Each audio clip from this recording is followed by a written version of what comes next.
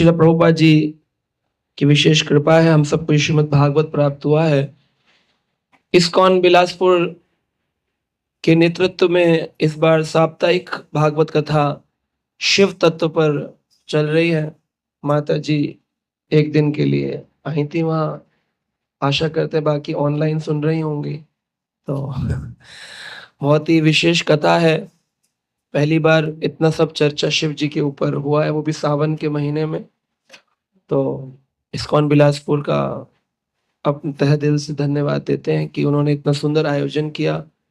हमारे हरिकांति माता जी, श्वेता माता जी, अनमोल हरि प्रभु, सबका परिवार मिलके और इस्कॉन बिलासपुर के नेतृत्व में परम पूज्य भक्ति सिद्धार्थ स्वामी महाराज जी का आशीर्वाद, श्रील प्रभुपाद की कृपा, आचार्यों की कृपा और बहुत सुंदर कार्यक्रम हो रहा है वहां पर।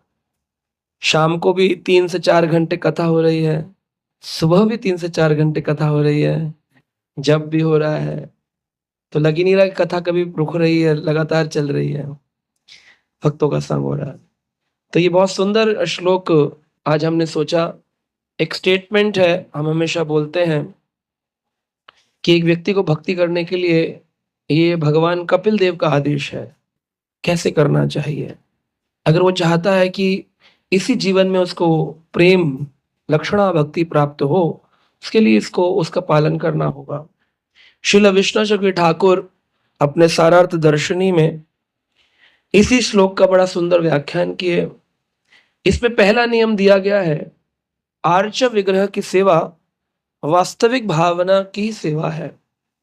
यानी कुछ लोग भगवान को केवल मूर्ति या प्रतीक मानते हैं, लेकिन जो गौड़ीय वैष्णव विचारधारा के भक्त हैं वो भगवान की मूर्ति को प्रतीक न मान करके स्वयं भगवान मानते हैं।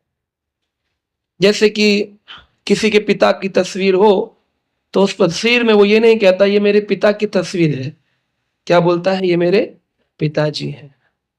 ऐसे ही भगवान का चित्रपट हो या उनका श्री विग्रह हो तो उनको प्रतीक ना मान करके स्वयं भगवान माना जाता है। जबकि पिता या परिवार जन की चित्र केवल भावना रूप में पिताजी होते हैं। पिताजी तो वहां होते नहीं है, शरीर छोड़कर के उनकी तो यात्रा हो गई, आत्मा ने दूसरी जगह जन्म लिया है। परंतु आचार्य और भगवान वो साक्षात विराजमान रहते हैं अपने श्री विग्रह के अंदर। जैसे श्रील सनातन गोस्वामी पाद, श्रील रूप गोस्वामी, विष्णु जी ठाकुर, इन सब की समाधि स्थलियां आपको श्री वृंदावन धाम, नवदीप धाम में मिलेंगी। तो एक बाबा जी थे, कृष्णदास बाबा जी महाराज, वो एक दिन भजन करते हुए श्री वृंदावन धाम में विचरण कर रहे थे। तो निष्ठावान जप साधक थे, अच्छा जप कर रहे थे। करते करते उन्होंने एक दिन रात्रि काल में 1:30 बजे जप कर रहे थे, रात में पूरी रात जप करते रहते थे। आज भी कई संत हैं वृंदावन में 8:30 बजे सो जाते हैं, 12 बजे 1 बजे उठ जाते हैं और फिर अध्ययन करते हैं, जप करते हैं, फिर मंगल आरती करते हैं, फिर धीरे धीरे क्रम चलता है। कई कई भक्त हैं वहां वृंदावन में जिनकी 21 घंटे की साधना है, प्रतिदिन 21 घंटे एक ही स्थान पर बैठ के जप, अध्ययन, स्वाध्याय करते हैं। 3 घंटे केवल सोना, खाना, नहाना, पीना, इतना एक 3 घंटे में करते आज भी। तो सनातन गोस्वामी पाद, रूप गोस्वामी, हमारे महान षट गोस्वामी वृंद, तो सनातन गोस्वामी की भजन कुटीर के पास कृष्णदास बाबा जी भजन कर रहे थे। तो उन्होंने देखा एक वृद्ध व्यक्ति है, अभी की बात है ये, वृद्ध व्यक्ति है और वो घूम रहा है जप करता हुआ। तो उनको पता नहीं क्यों ऐसा चित्रण हुआ कि जो चित्र हम रूप गोस्वामी, सनातन गोस्वामी का, षट गोस्वामी का देखते हैं वो वैसे ही है, वैसी कोपीन, वैसी कंठा, वैसी धोती। तो उन्होंने उनका अनुगमन किया, पीछे पीछे चले और वो बहुत तेज गति से चल रहे थे। यमुना के किनारे होते हुए, गौ घाट होते हुए, द्वादश आदित्य टीला तक पहुंचे और सनातन गोस्वामी जी की जो भजन कुटीर, उनकी समाधि स्थली, ग्रंथ समाधि स्थली पे पहुंचे। तो उन्हें लगा कि शायद कोई बाबा जी उसी सनातन परंपरा के होंगे, लेकिन देखा कि वो सनातन गोस्वामी की जो भजन कुटीर है उसके अंदर प्रवेश कर गए। उनकी भजन कुटीर बहुत छोटी छोटी होती थी, बहुत बड़ा स्पेस नहीं होता था, उसके अंदर प्रवेश कर गए। तो और घूम करके और जो विग्रह लगे होते हैं उसके अंदर जाने लगे। तो उन्होंने पूछा, सनातन बाबा? तो मुस्कुरा कर कहे, हरे कृष्णा। ये सिद्धांत एक पुस्तक है, इस्कॉन की समाधि पुस्तक। तो उसके अंदर सभी आचार्यों की समाधि का ज्ञान दिया गया है, उसमें ये व्याख्यान आया है। तो आप देख सकते हैं कि आज भी आचार्य और भगवान विराजमान होते हैं अपने विग्रहों में, अपनी समाधि स्थलियों पर। लेकिन उसमें संसारी व्यक्ति के चित्र में और भगवान के चित्र में भेद होता है। तो लोग संसारी लोगों के चित्र में तो भावना करते, मेरे दादा का, मेरे पिताजी हैं, मेरे दादाजी हैं, भगवान को भगवान नहीं मानते हैं। तो यहाँ कहा गया, भक्त को नियमित रूप से मंदिर में, भगवान कह रहे हैं ये बात, मेरी, ये नहीं बोल रहे भगवान की प्रतिमा, बोल रहे मेरी प्रतिमा का दर्शन करना चाहिए। पहला इंस्ट्रक्शन है भगवान का। तो दर्शन आरती, मंगल आरती कितना जरूरी हो गया। आप किसी भी वक्त इसको छोड़ नहीं सकते हैं। अगर आप मंगल आरती नहीं उठ पा रहे हैं किसी कारणवश, तो दर्शन आरती में आइए। दर्शन आरती में नहीं उठ पा रहे हैं, भोग आरती में आइए। भोग आरती में नहीं उठ पा रहे हैं तो संध्या आरती में आइए। संध्या आरती में नहीं उठ पा रहे हैं तो भगवान ही उठाएगा।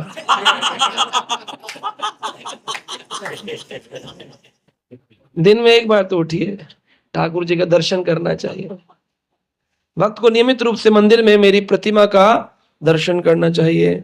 और क्या करना चाहिए? श्रद्धा से दर्शन करना चाहिए, बहुत जरूरी है। भावनात्मक दर्शन। अब भावनात्मक दर्शन, श्रद्धा का दर्शन करने के लिए शास्त्रों का स्वाध्याय और श्रवण करना होगा। बिना श्रवण के दर्शन होता नहीं। दर्शन अभी जैसे आपने सुना तो आपके मन में, अच्छा समाधि में सनातन बाबा, ये प्रसंग प्रवेश होते ही हृदय में उत्साह आ गया कि अगली बार जाएंगे तो कहेंगे ये तो साक्षात है। ऐसे ही जितना जितना श्रीमद् भागवत कथा का श्रवण करते हैं उतनी दर्शन की रुचि, हाँ दर्शनेर लालसा कहते हैं, दर्शनेर लालसा बढ़ जाती है, लालसा बढ़ जाती है ना। तो भक्तों को संसारी व्यक्तियों से भिन्न इसीलिए माना गया क्योंकि उनमें दर्शन लालसा है। तो क्या करना है? श्रद्धा से दर्शन करना। और दूसरा है स्पर्श, भगवान का स्पर्श करना चाहिए।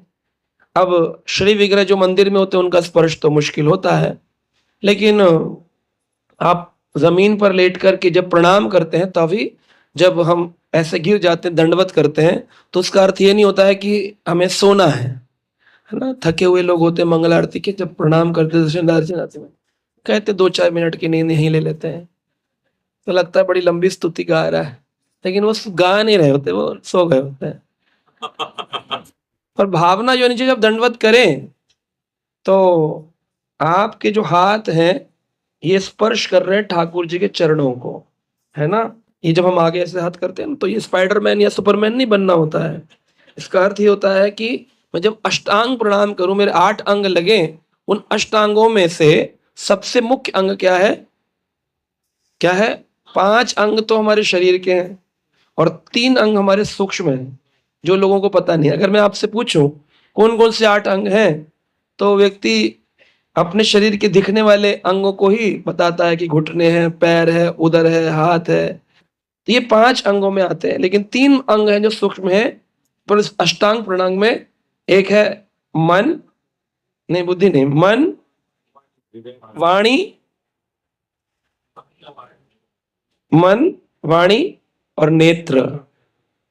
तो मेरी नेत्र, तो जब आप लेटते हो आपने अनुभव किया होगा, ज्यादातर समय हमारी आंख बंद होती है, तो हम सप्तांग प्रणाम करते हैं, अष्टांग प्रणाम नहीं करते। सप्तांग प्रणाम होगा अगर आंख खुली नहीं है, लेटते वक्त आंख खुली होनी चाहिए, नेत्र ओपन होना चाहिए।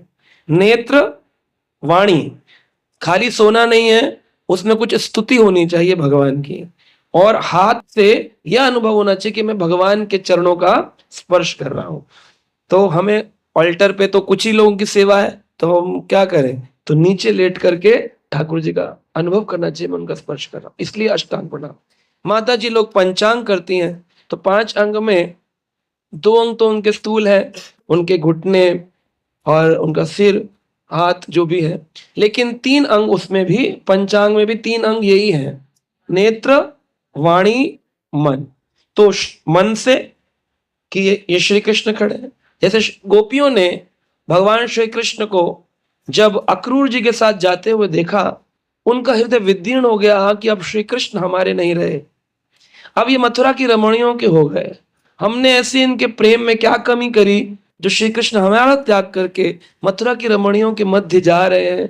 तो उनके मन में आया कि हम जाने नहीं देंगे। तो जब कोई ट्रेन चलती है तो उस ट्रेन में जब लोग अपने मेरी मांगे पूरी करो, तो ट्रैक पे कैसे लेटते हैं ट्रेन के, ऐसे लेट जाते हैं कि ट्रैक पे से जाने नहीं देंगे आगे।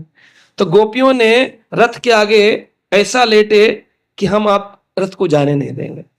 आपको रथ के पहिए अक्रूर जी को कहे कि हमारे ऊपर से ले जाने होंगे तो हम श्री कृष्ण को जाने देंगे, अन्यथा हमारे प्राण प्रिय श्री कृष्ण को हम जाने नहीं देंगे। बहुत रुदन की। हाँ। तो उसी मनोभाव से भक्त लोग भी कहते हैं कि जगन्नाथ जी रथ आरुण गच्छन पति मिलिता भूदेव पटले स्तुति प्रादुर्भावम उपकरणयम सदा। तो ऐसे भगवान जा रहे हैं, दया सिंदूर बंधु सकल जगताम सिंदूर सुताया जगन्नाथ स्वामी नयन पथगामी भवानी। वह जगन्नाथ चल दी अपने रथ पर आरूढ़ होकर के। तो लक्ष्मी जी आदि का ऐश्वर्य धाम छोड़ के वृंदावन जाते हैं रथ यात्रा में। तो लक्ष्मी जी कितना नाराज होती हैं कि वो हीरा पंचमी में जाके तोड़ ही आती हैं उनके रथ को, और जब वापिस आते हैं बहुड़ा यात्रा करके तो पट बंद कर देती, आने नहीं देती हैं। तो ये गुस्सा नहीं है, ये प्रेम का मान है। लेकिन भौतिक संसार में हम इसको कॉपी करेंगे तो हो नहीं पाएगा, इसके लिए बहुत ऊंची स्थिति चाहिए। तो मान में श्री कृष्ण के सुख का अनुभव होता है।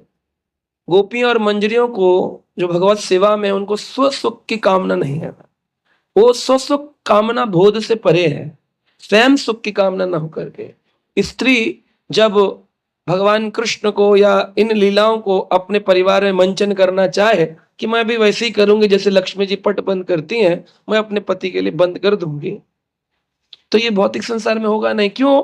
यहाँ पर स्त्री को स्व सुख की कामना है, मेरे लिए तुमने क्या किया।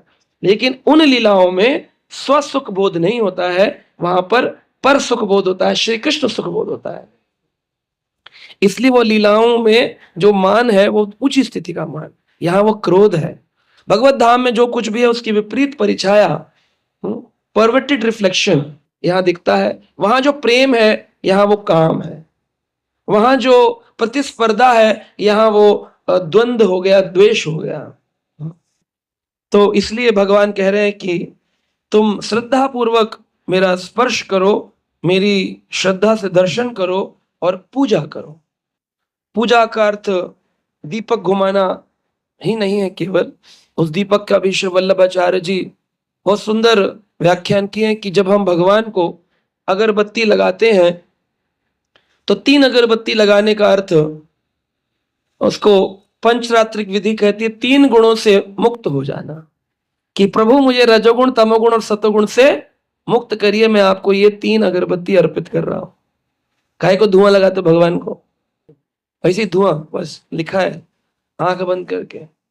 इसलिए भक्त के लिए पहले का श्रद्धा भाव, कर क्यों रहे मालूम तो हो, भगवान के ऊपर जल चढ़ा रहे हैं लोग शिव जी पर, मालूम नहीं है। और वैष्णव भी वैसे ही हो गया तो फिर क्या हुआ। इसलिए वैष्णव को अपनी हर कार्य की पीछे क्यों, क्या, कैसे, किस लिए, तब वो श्रद्धा बनती है। अब देखिए श्री वल्लभाचार्य महाप्रभु पुष्टि मार्ग के महान आचार्य, वो तो इस अगरबत्ती को और ही ज्यादा उच्च स्तर पर ले गए। वो बोले श्री कृष्ण जब वृंदावन धाम में द्वादश कानन में अलग अलग लीला करते हैं तो उस काल में भगवान अलग अलग वृंदावन के वृक्षों की सुगंधि का अनुभव करते हैं। सौगंध्य वन प्रवेश, सुगंधी वनों में प्रवेश करते हैं। तो हम जब अगरबत्ती लगाएं तो अलग अलग फ्लेवर की अगरबत्ती रखनी चाहिए, एक ही ठूस नहीं देनी चाहिए रोज उनकी नाक में। क्रिया करेंगे तो एक ही अगरबत्ती ठूस देंगे कि राशन में एक आ गई, लो 3 अगरबत्ती जला दी, मेरी मांगे पूरी करो। लेकिन अगर आप मनोभाव से करेंगे तो आज मैं चंदन लगाऊंगा या लगाऊंगी, आज ठाकुर जी जगन्नाथपुरी में मलय प्रदेश वनों में विभ्रमण कर रहे हैं। श्री राधे गोविंद राधे गोविंद। आज मैं थोड़ा कस्तूरी लगाऊंगा फ्लेवर, तो डेली नया इत्र, डेली नया सुगंधी। जब दीपक लगाएंगे और दीपक लगाते वक्त तो ये भावना है कि पंचरात्रिक विधि कहती है जो है आपके पास पंच भौतिक, तो पंच तत्व भगवान को अर्पित किए जाते हैं। तो पंच में से भूमि, भूमि के रूप में हो जाता है वस्त्र और पुष्प। भूमि गगन, गगन के रूप में सुगंधी हो गई। भूमि गगन वायु, वायु रूप में चंवर हो गए, मयूर पंख हो गए। भूमि गगन वायु अग्नि, अग्नि के रूप में दीपक हो गया। और जल, जल के रूप में अर्घ शंख में जल लेकर। तो पंच तत्वों को भी भगवान, क्योंकि भगवान भ से भूमि, ग से गगन, व से अग्नि, व से वायु, अ से अग्नि, न से नीर। भगवान को उन्हीं के भग जो पंच तत्व है उनको अर्पित करना भी एक प्रकार की पूजा हो गई। लेकिन उसके पीछे वल्लभाचार्य महाप्रभु तो और ही सुंदर भाव देती है। वो बोले कि एक व्यक्ति जब भगवान को आरती अर्पित करे तो यह भाव हो कि मैं वह ज्योति स्फुरलिंग जो आपका अंश है, ममेव अंश, भगवान ने कहा आपका अंश, अंशी को अपनी ज्योति स्वरूप आत्मा आपके चरणों में दीपक की प्रतीक के रूप में अर्पित करवा, ऐसा भाव रखिए। तो कितना उस हर वस्तु के अंदर मनोभाव, तो मूल से भाव की कामना है ना। खाली एक क्रियात्मक फूल भड़क फेंक दिया फूल भगवान के मुंह पर, चक लाके लगा भगवान। एक व्यक्ति था वृंदावन में, ये अभी कलयुग की प्रेजेंट की घटनाएं हैं। वो कोई ब्राह्मण थे और बता रहे थे, चंवर कर रहे थे भगवान को और उधर देख रहे थे कितने लोग आए हैं दर्शन के लिए, भीड़ पूरी है कि नहीं है। तो लोग पूजा में भी खड़े होकर, उनका मूल मकसद होता है नंबर ऑफ पीपल। हम भी, श्रील प्रभुपाद जी बोले हमें बहुत सारे तारे नहीं चाहिए, हमें एक चंद्रमा चाहिए। लेकिन फिर भी न जाने क्यों हमारी दृष्टि तारों की इकट्ठे करने में लग जाती है और हम वो जो मूल है उसको भूल जाते हैं। तो देखा गया कि अनेक अनेक लोगों को देखने में कितने लोग आए हैं, कितनी दक्षिणा चढ़ रही है, कितनी भीड़ है, कितना क्या है, उस देख रहे थे और चंवर भगवान को उल्टे हाथ से ऐसे करे जा रहे हैं ऐसे। तो भगवान को बाल लग रहे थे ऐसे बार बार। भगवान को इरिटेशन हो रहा था कि भाई दूर से करो, लग रहा है मेरे। तो भगवान ने एक चांटा पुजारी को धर दिया। अब वो तो हैरान होगा कि भाई ऑल्टर में कौन घुस के मारा। तो बड़ा आश्चर्यचकित होकर के ढूंढने लगा कौन मारा कौन मारा। तो बोला हो सकता है मेरा ऐसा हुआ होगा, क्योंकि इस बार भगवान ने थोड़ा इससे किया था बस। फिर दोबारा से वही मनोभाव, वापस घूम करके पब्लिक देख रहा है, जनता को देख रहा है, जनार्दन को नहीं देख रहा। जनता देखते देखते जनार्दन को चंवर के मार रहा था। अब ये जो चंवर बनता है ये याक पशु की पूंछ से बनता है, जो हिमालय और अधि पर्वतों पे हिमाचल में मिलते हैं, उसकी पूंछ से बनता है। और वो पूंछ लग रही है भगवान को इसे इसे। भगवान बोले बताओ ये मक्खी भगाने के लिए है, मक्खियां तो एक नहीं गई और चंवर मार रहा है ऊपर से है। ध्यान देना चाहिए, एक मक्खी नहीं हो ठाकुर जी के ऊपर, इसलिए खड़े रहे। चंवर करने का अर्थ है मक्खी मच्छर कोई ठाकुर जी पर, भागवत पर ना हो, ये है उसका अभिप्राय। सेवा करनी है। आप लोग खुद स्वयं बैठेंगे, मक्खी भगाएंगे नहीं भगाएंगे, भगवान के मुंह पे लग रही तो चंवर करना, मक्खी भगा, खाली हवा करना नहीं है। हवा मयूर पंख से की जाती है, व्यंजनम सेवा, पर चंवर सेवा से मक्खी मच्छर हटाया जाता है। अब भगवान को लग रहा था, तो अब की बार भगवान बोले तो मान ही नहीं रहा, एक चाटा दोबारा धर के 5 उंगली पूरी छपी ठाकुर जी की। भगवान का मारा हुआ तो कालिया के सिर पर एक पांव रखे थे, स्पर्श के चरण चिन्ह बन गए, उसका परमानेंट बन गया वो 5। तो बड़ा दुखी हुआ वो। तब भगवान ने बोला अरे ये तो प्रेम से मैंने तुझे मारा, इतनी सेवा करता है, वह ध्यान नहीं दे रहा इसलिए ध्यान से करा था, है ना। हम लोग रोज सुबह बोलते हैं जो व्यक्ति अपने को वैष्णव समझता है उसे 10 प्रकार के अपराधों से बच करके ध्यान पूर्वक जप। अब हम जप कर रहे, किसी ने चांटा लगेगा ना, नाम प्रभु मारेंगे किसी दिन पकड़ के, तो अटेंटिव हो जाओ, लटके हुए हो ना, चांटे पड़ेंगे। अच्छा है प्रभु का चांटा पड़ जाए यमदूतों के चांटे पड़ने से, है। तो श्रद्धा, पूजा, स्पर्श, ये सब चीजें भगवान बोल रहे हैं करो और स्तुति करो मेरी। स्तुति करना भी भगवान की एक बहुत जरूरी है। हम्म? हमारे गौर नारायण प्रभु आए भुवनेश्वर से, प्रभु जी कई सारी स्तुति मेरे को एक दिन ले गए थे भुवनेश्वर से, पूरे रास्ते बहुत सारी स्तुति सुना रहे थे। हम बोले मैंने सारी भजन पदावली याद कर ली है प्रभु जी। तो ऐसा भाव होना चाहिए भक्त का कि मुझे स्तुति भगवान के लिए याद करनी है। हमें तो इतना समय नहीं है कि हम सारी स्तुतियां याद करें, जो पहले की वही याद है बस। प्रस्तुति होनी चाहिए, कोई भगवान के सामने डेड बॉडी की तरह नहीं गिरना चाहिए। हाँ, कुछ लोग तो भगवान के आगे आके आंख ही बंद करके खड़े हो जाते। भगवान बोले मुझे देखने आए हो, आंख बंद करके किसको देख रहे हो? कोई और है क्या मेरे अलावा? भगवान के सामने कभी नेत्र बंद नहीं करने चाहिए, ना प्रणाम करते वक्त ना दर्शन करते वक्त।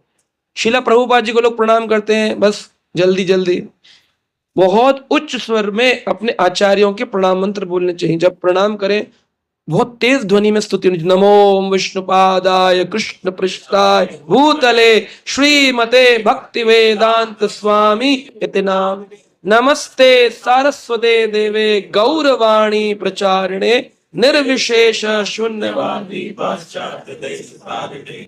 तो इस प्रकार हमें स्तुति करनी चाहिए, और दंडवत करने से हृदय में भक्ति जागृत होती है। विश्वनाथ ठाकुर लिख रहे हैं ये क्रिया करने से, अगर इस प्रोसीजर को पूरा फॉलो किया तो हृदय में भक्ति जागृत होती है। एक बार एक व्यक्ति ने प्रश्न किया, क्या दंडवत करने से मुझको धन मिलेगा, पैसा मिलेगा भगवान का,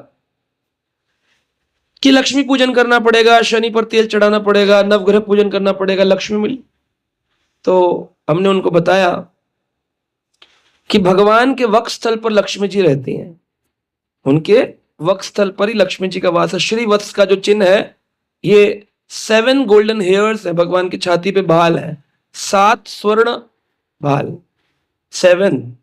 और वो कैसी शेप में है? ऐसे नहीं कि 7 ऐसे लाइन में लगे हैं, राइट फॉर्म, ऐसे राइट, ऐसे राइट, राइट होता है ना, wrong and right, right form, 1 2 3 4 5 6 7 ऐसे 7। ये श्रीवत्स चिन्ह है भगवान के छाती, और इस श्रीवत्स में श्री लक्ष्मी जी का वास है, यहाँ वक्षस्थल के ऊपर। अब भगवान जब खड़े हैं तो लक्ष्मी जी ने कहा है, ठाकुर जी मैं आपके वक्षस्थल पर रहूंगा, जो जो आपको प्रणाम करेगा उस पर मेरी अहेतु की कृपा होगी। तो व्यक्ति बोले कि अरे कृष्ण के आगे प्रणाम करने से लक्ष्मी जी कृपा होगी। तो हमारे एक आचार्य हैं परम पूज्य राधा गोविंद स्वामी महाराज, वो अपने प्रवचन में बता रहे थे कि जब एक बड़े होटल में दरबान खड़ा होता है और कोई व्यक्ति जब बड़ी गाड़ी में उतरता है तो दरबान बड़े जोर से उसको सल्यूट मारता है, तो बड़ा आदमी क्या करता है, कुछ टिप देता है, 500-1000 रुपए निकाल करके तुरंत उस गार्ड को कहता है कीप द चेंज, इसको रख लो। तो सोचिए एक सल्यूट दरबान ने खींच के किसको मार दिया, एक संसारी धनी व्यक्ति को, तो तुरंत उसको 500 का नोट प्राप्त हुआ। आप अगर सहस्त्र लक्ष्मीपति श्री कृष्ण को खींच के दंडवत मारेंगे तो क्या पैसा नहीं गिरेगा? तो व्यक्ति बोलता हम तो रोज मार रहे हैं, 1 भी रुपया नहीं आया। तो भगवान वो वस्तु प्रदान करते हैं जो वस्तु हमारे लिए लाभकारी होती है ना, लाभकारी जो है वो देंगे। अगर आपको ऐसी कोई वस्तु दे दी जिस वस्तु से मैं मद में चला जाऊं, तो वो वस्तु प्रदान नहीं करें। कभी कभी हम देखते हैं हमें किसी पद की प्राप्ति होती है, लेकिन फिर वो पद में विक्षेप होता है, उसमें लोग आरोप करते हैं, परेशानियां आती हैं और हम उस पद से नीचे आ जाते हैं। तो इसके अंदर किसी व्यक्ति को विशेष को दोषारोपण करने से या स्वयं को दोषारोपण करने से अच्छा है इसमें भगवत भावना का हस्तक्षेप देखें कि जो हो रहा है वो भगवान की इच्छा से हो रहा है। इस बात को बोलना और इसको अनुभव करना दोनों में भेद है।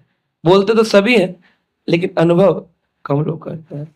जो अनुभव करने लगेंगे वो पाएंगे कि उनका जीवन भजन क्रिया में अधिक लग रहा है, और जो लोग इसका अनुभव नहीं करेंगे वो पाएंगे कि वो स्वयं के बल से चीजों को मैनेज करने की कोशिश कर रहे हैं, तो बेटर होता है कि ठाकुर जी के ऊपर निर्भर होकर के हम इस कार्य को करें। तो सभी जीवों को पहला इंस्ट्रक्शन कपिल देव भगवान दिए, मद दिष्णाय दर्शनम स्पर्शनम पूजा स्तुति अभिवंदने। ये कार्य तुमको करने होंगे, इससे स्वतः ही भक्ति महारानी की जागृति तुम्हारे हृदय में होगी। नित्य सिद्ध कृष्ण प्रेम साध्य कबुनाए श्रवणादि शुद्ध चित्त करे उदय। आपके हृदय में तुरंत ही शुद्ध प्रेम का उदय होगा। इस जीवन काल के अंदर ही हमारा मूल क्या है? मूल है कि हम अपने स्वरूप को पहचाने कि जीवात्मा का वो स्वरूप क्या है जिसमें उसने भगवान से विमुखता प्राप्त करी थी। जब भगवान ने आत्मा का निर्माण किया तो उस काल में हम भगवान से विमुख क्यों हो गए? वो स्वरूप क्या है हमारा? तो लोग बोलते हैं कोई ना कोई स्वरूप तो था हमारा, ऐसा अनुभव। उस स्वरूप में भगवान की सेवा कर रहे थे, फिर हमने वहां से भगवान से विमुक्ता करी और हम यहां आ गए। ये गलत भावना है। अगर स्वरूप जिस दिन पता चल गया उस दिन कभी भगवान से हम विमुख हो नहीं सकते। तो अभी कुछ दिन पहले हमारे गौड़िया आचार्य की गोष्ठी थी, तो उसमें मुझे भी बुलाया था, तो उसमें चर्चा हुई। इस्कॉन के भक्त भी थे, कुछ गौड़िया मठ के भक्त भी थे, बड़े बड़े सन्यासी भी थे, और चर्चा हो रही थी। तो मुझे कभी कभी ऐसी गोष्ठियों में कुछ आचार्य बुलाते हैं, उनकी कृपा ही होगी, मुझे तो इतना ज्ञान नहीं है, पर उन्हें लगता है कि है तो बुला लेते हैं। तो वहां पर चर्चा हुई, तो बात ये हुई कि स्वरूप क्या है, कैसे पता चलेगा? स्वरूप पहले से है या स्वरूप बाद में पता चलेगा? तो उन्होंने बताया कि चर्चा में ही निकला कि कर्ण सागर पर सभी जीवात्माओं का निर्माण हुआ, गोलोक में निर्माण नहीं हुआ। कर्ण सागर पे, क्योंकि भगवान विष्णु है ना सृष्टि पालन और इसके जन्मदाता, पालन करता, संहार करता, तो कर्ण सागर पर ही होता है कार्य। प्रधान तत्व रूप में जीवात्माएं उनके गर्भ से निकलती हैं, मह तत्व रूप में बाहर आती हैं और फिर सृष्टि निर्माण, तो वहां पर जीवात्माओं का निर्माण। एग्जैक्टली ऐसा नहीं हुआ, लेकिन उदाहरण रूप में अगर हम समझें तो मैं ऐसा बोलता हूं, लेकिन ऐसा प्रमाण नहीं है, लेकिन मैं ऐसा बोलता हूं समझने के लिए। उसमें तो है कि सबकी अलग अलग मनोभावनाएं थी, क्योंकि सूक्ष्म आजादी जीवात्मा के साथ, जिसको जो हुआ वो वहां चला गया। लेकिन मैं ऐसा बोलता हूं, मैं उदाहरण के लिए बता रहा हूं कि 3 भाग में आत्माओं का निर्माण हुआ। भगवान ने तो एक ही बार में कर दिया, लेकिन समझने के लिए हम उसको 3 भाग में समझ रहे हैं। पहले भगवान ने आत्मा को निर्माण कर पूछा, क्या करेंगे आप? तो एक जीवात्मा बोली, ठाकुर जी आपके परिकर पार्षद बनकर आपकी सेवा करें। तो भगवान ने कहा, हरि बोल। सबको कहां ले गए?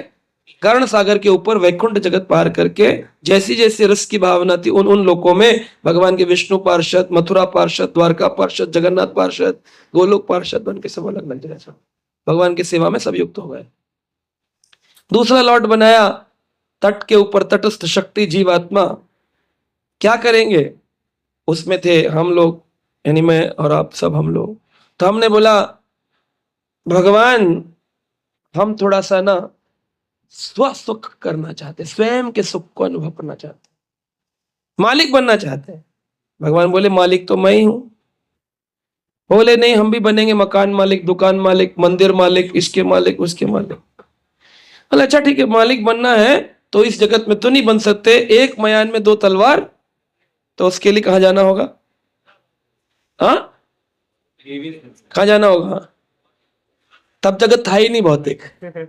तब ठाकुर जी ने ब्रह्मा जी का भौतिक जगत निर्माण करो भैया। जैसे जब हम आते हैं कि प्रशांत मुकुंद प्रभु जी आ रहे कथा के लिए, तब होटल की बुकिंग कराई जाती है। पहले से तो बोलता नहीं कि बुक क्या है, कभी भी कोई भी आ जाए। आने की इच्छा होने के बाद बुकिंग होती है। तो जीवात्माओं ने इच्छा करी कि भगवान से विमुख होंगे, तब भगवान ने फिर निर्माण किया भौतिक जगत का। उससे पहले काल भी नहीं था, काल का भी निर्माण नहीं किया। भगवान गीता में कहते कालो अस्मि, मैं ही तो काल हूं, काल भी नहीं था। अब भगवान बोले कितनी देर के लिए जाएंगे, तो टाइम क्लॉक लगाना पड़ेगा। तब भगवान ने काल का निर्माण किया कि भाई ये जीवात्मा जा रही हैं, अब कब लौटेंगी ये टाइम देखना पड़ेगा। कितने युग बीत गए, ब्रह्मा जी के 50 वर्ष बीत गए, 51वां वर्ष चल रहा है, द्वीप प्रारंभ हो गया। लेकिन अभी तक हम लोग विमुख ही हैं, भगवान के सन्मुख हुए नहीं हैं। हमें नींद प्यारी है, भूख प्यारी है, परिवार प्यारा है, धन प्यारा है, लेकिन हमें श्री कृष्ण प्यारे नहीं, जिनको त्याग करके हम शिव जप है। तो इसलिए हम हो गए, इस संसार में आए। अब तीसरा लॉट बनाया, भगवान ने बोला क्या करेंगे? बोले प्रभु आपकी सेवा, पार्षद परिकर बनेंगे। भगवान बोले अगर मेरी सेवा करना चाहते हो एक सेवा दे दूं। और क्या सेवा?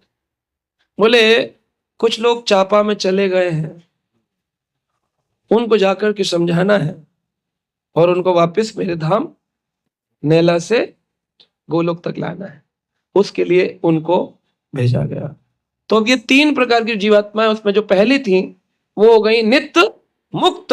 नित्य यानी हमेशा से ही मुक्त है। नंद यशोदा गोपियां नित्य मुक्त हैं, और हम कैसे हैं? नित्य बद्ध हैं। जब से जन्म लिए तब से बद्ध हैं। हम कोई धाम में भगवान की लीला करते करते नहीं गिरे, हम तो प्रारंभ से ही भगवान से नित्य बद्ध हैं। जब से आए तब से ही हमारी मनोभावना भगवान से विमुख हो गए। अनादि काल जीव बहिर्मुखा, अनादि काल से बहिर्मुख है। अनादि क्यों बोला गया? क्योंकि उस पहले काल ही नहीं था। काल का निर्माण तो जीवात्मा के विमुख होने के बाद हुआ, इसलिए बोला अनादिर काले जीव बहिर्मुखा जीव भोग वांछा करता है। और जो तीसरी कैटेगरी आई वो हो गए नित्य सिद्ध, क्योंकि भगवान ने उनको भेजा तो संसार में, लेकिन सिद्धि देकर भेजा। परम आचार्य श्री विश्वचर्य ठाकुर, हमारे आचार्य श्री प्रभुपाद, इस सब भक्ति वेदांत स्वामी, उनके गुरुदेव परंपरा, ये सब सिद्ध व्यक्ति हैं। हमको लेने आए अपने ग्रंथों के माध्यम से, अपने शास्त्रों के माध्यम से हम इस जगत में। अब जब इस जगत में आ गए, भगवान ने कहा अब रिटर्न टिकट भी तो लेना है, जाना है कि नहीं जाना? कितने लोग जाना चाहते हैं वापस भगवान का छोड़ के? जब आए थे लग रहा है गलती करी थी कि नहीं? ये सही किया था, छोड़ा है भगवान को। जब जाए इस संसार में आए तो भगवान पीछे पीछे दौड़ करके ग्रंथ दिए। जब बच्चा पिताजी को छोड़ के कहता है, पिताजी की फैक्ट्री चल रही है कि भाई हमारी तो मिल लगी हुई है, लेकिन मिल छोड़कर बच्चा कहाँ जाता है? विदेश जाता है। तो माँ बाप उसको इंस्ट्रक्शन देते हैं कि तुम विदेश जा रहे हो, ये नियम पालन करना। कल माता जी बता रही थी, मैंने बच्चों को कहा पैसा कितना भी आए चरित्र खराब नहीं होना चाहिए। तो जो चरित्र बनाए रखने के लिए कृष्ण ने कहा, चरित्र का निर्माण ये ग्रंथ करेंगे, गीता भागवत, इसे लेकर जाओ और वापिस आ जाना। जब भी तुम्हें लगे कि तुम्हारी अपनी इच्छा से तुम बिजनेस सेटअप नहीं कर पाए हो अमेरिका ऑस्ट्रेलिया में, भारत में अपने माता पिता के पास आ जाना, तुम्हारे लिए पिता हमेशा है। ऐसी जगन्नाथ जी के ये दोनों हाथ है ना, ये आलिंगन स्वरूप है। कोई भी व्यक्ति किसी भी धर्म समुदाय कहीं पर भी, जिस दिन उसको अनुभव हो जाए कि मैं फंस गया हूं, जगन्नाथ जी को देख ले, जगन्नाथ जी बुला रहे, आ गले लग जा,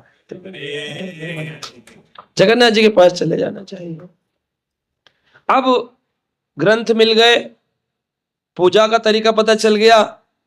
अब हम लोग कई जन्मों में पशु पक्षी कीट पतंगा तिर्यक योनियां पार करते, फिर हम निराकार साकार शाक्त शैव सौर्य गणपति सबकी पूजन करते हुए आज हम श्री कृष्ण भक्ति के गौड़ीय वैष्णव मार्ग तक आ गए।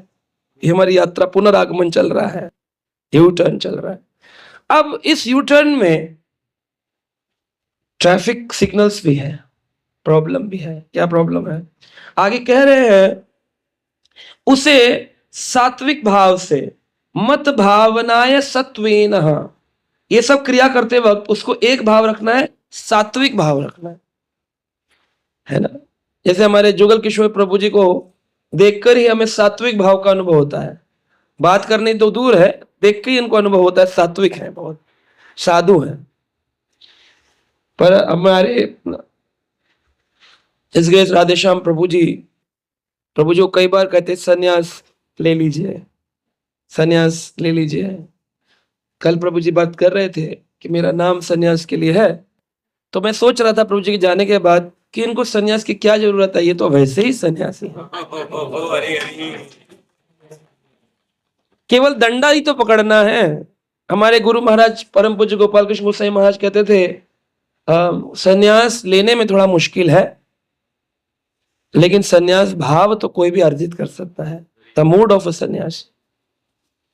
तो अभी हमारे गुरु महाराज की कृपा से मुझे सन्यास मिनिस्ट्री में सन्यासी कैंडिडेट्स की कुछ मेंटरशिप सेवा मिली है, तो अच्छे अनुभव हो रहे हैं, सन्यासियों के साथ समझने को मिल रहा है, ट्रेनिंग हो रही है। तो वहां पे भी यही चर्चा है कि सन्यासी में और एक भक्त में कोई अधिक भेद नहीं है।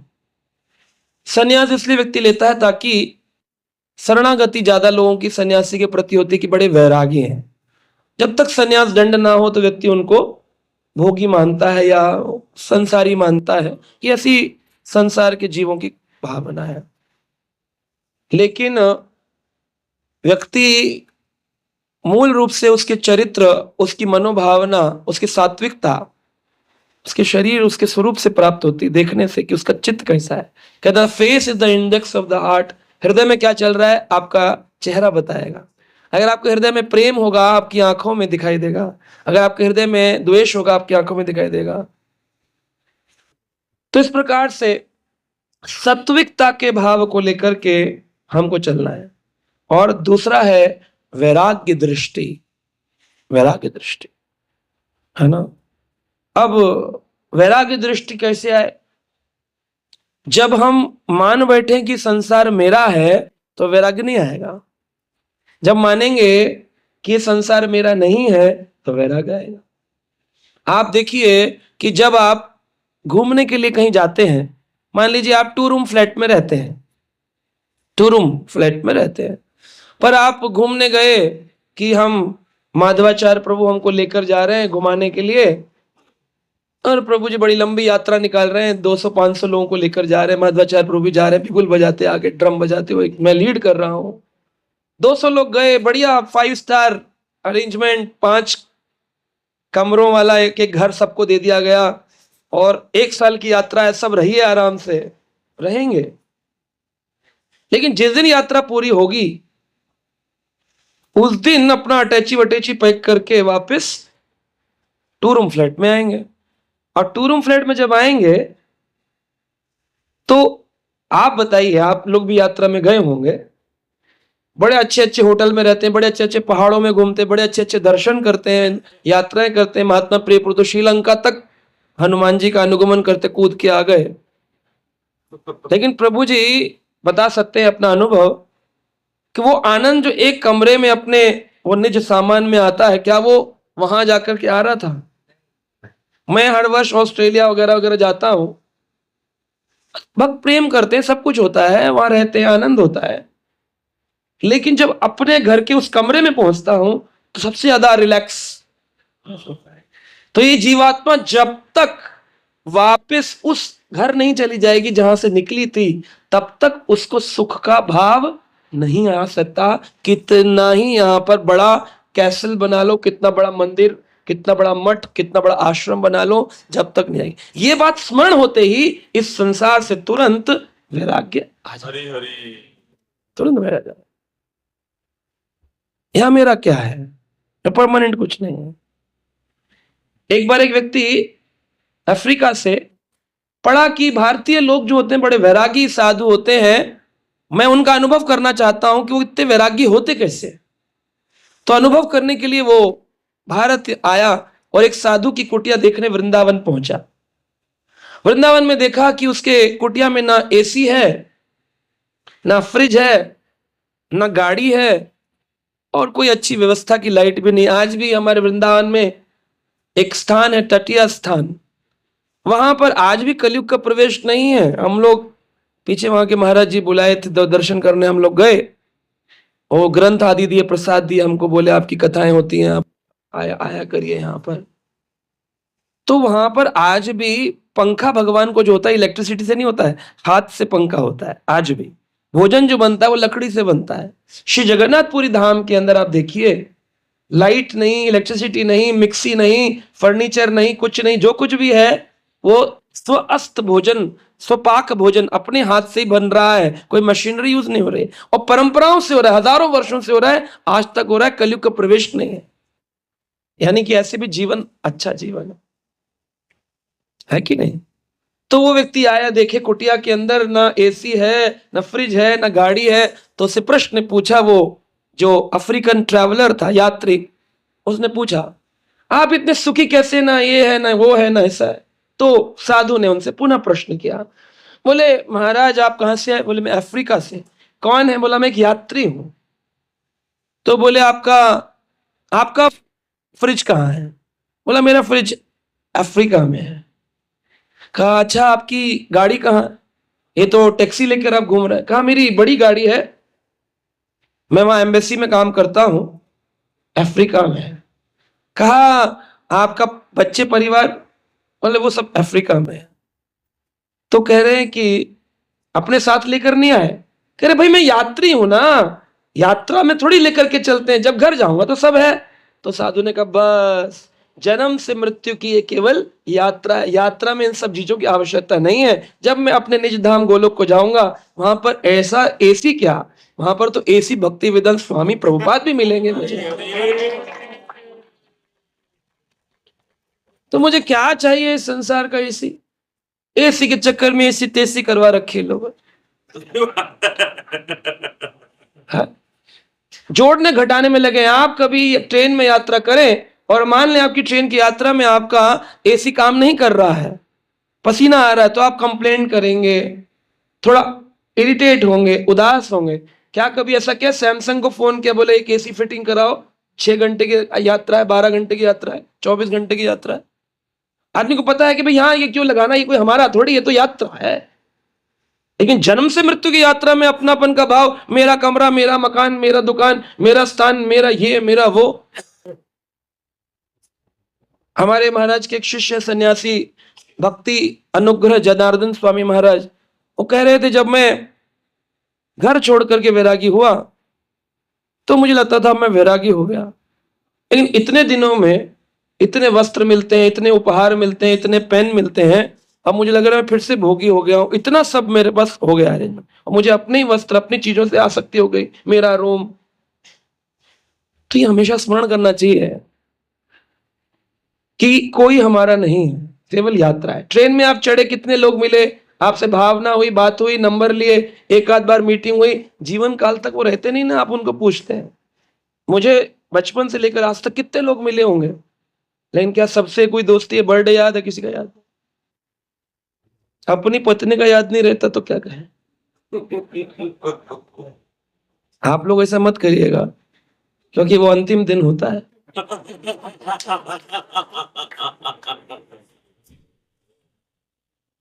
मेरा काम चल रहा है क्योंकि मैं घर में ज्यादा नहीं रहता हूं, तो शिकायत करने के लिए कोई है ही नहीं।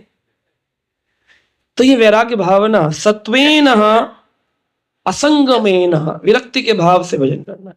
अब इसमें सबसे मूल जो बात विष्णु चक्रवर्ती ठाकुर बोल रहे हैं, भूतेषु मद भावनाया, भूतेषु मद भावनाया, सभी जीवों में मद भावनाया, मैं ही सबके अंदर हूं, ये भावना रख करके भजन करना है। भूतेषु मद भावनाया। लेकिन होता क्या है, हम कैसे, भूतेषु द्वेष भावनाया, हर भूत से, यानी हर जीव से, भूत का शब्द का अर्थ जीव ही है, यहां पर भूत का मतलब वो भूत प्रेत नहीं है, क्योंकि संस्कृत में भूत शब्द का अर्थ है जीव। कई बार भगवान गीता में बोले हैं। तो भूतेषु मद भावना, हर जीव में मेरी भावना करो। इसलिए किसी से द्वेष नहीं करना चाहिए, सभी का सम्मान करना चाहिए। अब ये कहना तो बड़ा सरल है, लेकिन जब हम सेवाओं में आते हैं तो हम भूल जाते हैं। आप मानिए अगर आप किसी जीव से द्वेष करेंगे तो श्री कृष्ण क्या प्रसन्न होंगे? क्योंकि भगवान, ये तो मैंने नहीं बोला कि प्रशांत मुकुंदास जी कुछ प्लानिंग कर रहे हैं अपनी। कौन है ये? कृष्ण कपिल रूप में भगवान कह रहे हैं, द्वेष भंग करना है तो मद भूतेषु मद भावना है, मैं सब में हूं। अब इस जीव को अगर वापस जाने की इच्छा ना हो, जिस जगह से आया है, रहो संसार में रचे पचे रहो, लेकिन मद भावनाएं कर लेंगे तो आनंद का अनुभव करें। नामदेव जी महाराज भजन करते थे और उनके वहां के जो सनातनी ब्राह्मण लोग थे, वो नामदेव जी के विपरीत भाव रखने लग गए कि नामदेव बहुत ज्यादा विठ्ठल विठ्ठल विठ्ठल विठ्ठल भजन कराता है, ये दिखावे का भजन करता है। क्योंकि उन्होंने कहा जात पात पूछे नहीं कोई, हरि को भजे सो, जो हरि भजन करते वो हरि के हो गए। तो हरि भजन करने वाले शूद्र, निचली जाति, वो कुछ नहीं देखते थे, उनके घर भी प्रसाद पाते थे। इसी बात की द्वेष भावना करते हुए ब्राह्मणों ने उनका वैसे तो वो ब्राह्मण थे, लेकिन उनका तिरस्कार किया। बोले तुम ब्राह्मण नहीं रहे, तुम नीची जाति के लोगों का भोजन खाते हो, उनका कीर्तन करने जाते हो, उनके हाउस प्रोग्राम करते हो। तो नामदेव जी बोले ठीक है, जैसी भी तुम्हारी भावना है। एक दिन एक मुस्लिम व्यक्ति को सेवा दिए कि तुम्हारा काम है ये दक्षिणा रखो, पैसा रखो, जब ये नहा के निकले नदी से तो इसके ऊपर पान की पीक फेंकना। अब गंगा जी में नहा धो के निकले, ऊपर सीढ़ी चढ़ के आए, गंगा मैया की जय, गंगा मैया की जय। मुसलमान ने अपने मुख में पान रखे, आप जितने यहाँ बैठे हैं, अभी आप यहां से निकले और यहाँ का कोई मुस्लिम आपके ऊपर थू कर दे तो आप क्या करेंगे? अरे तेरे थूकी, हाँ? जब तक आप 1 किलो थून उसकी नहीं कर देंगे तब तक आप शांत नहीं। लेकिन नामदेव जी क्या बोले? विठ्ठला विठ्ठला विठ्ठला विठ्ठला विठ्ठला। वो दोबारा कपड़े धोए, गीले हो गए, फिर स्नान किए, फिर निकले, फिर बाहर आए। वो सलमान व्यक्ति खड़ा था, उसने जाम जाम जाम, तो फिर लाल पूरा धोती व्हाइट कलर की सब लाल हो गया। फिर गए, फिर धोया, फिर स्नान किया। ऐसे अनेक बार ब्राह्मण लोग करवा रहे थे पीछे से, एक बार और, एक बार और मुसलमान और पैसे दोगे, पान खा खा के फेंक रहा था। वो हर बार कहते थे विठ्ठला विठ्ठला विठ्ठला, वापिस अद्भुत। उस दिन वो क्रिया पूरा दिन निकल गया, वो वापस अपने घर कीर्तन मंदिर तक नहीं जा पाए, स्नान पूर्ण हो नहीं रहा, क्योंकि अपवित्र स्थिति में, अशुचि में भगवान का नहीं करेंगे, आचमन शुचि होना चाहिए। 108 बार उसने थूका। वो ब्राह्मण घर भरा करके चले गए और मुसलमान रोने लगा। और जब वो आए तो बोला मुझे क्षमा कर दीजिए, हे देव पुरुष आप कौन है? तो उन्होंने कहा कि भूतेषु मद भावनाया, मैं तो भगवान कहते सब में मेरी भावना करो।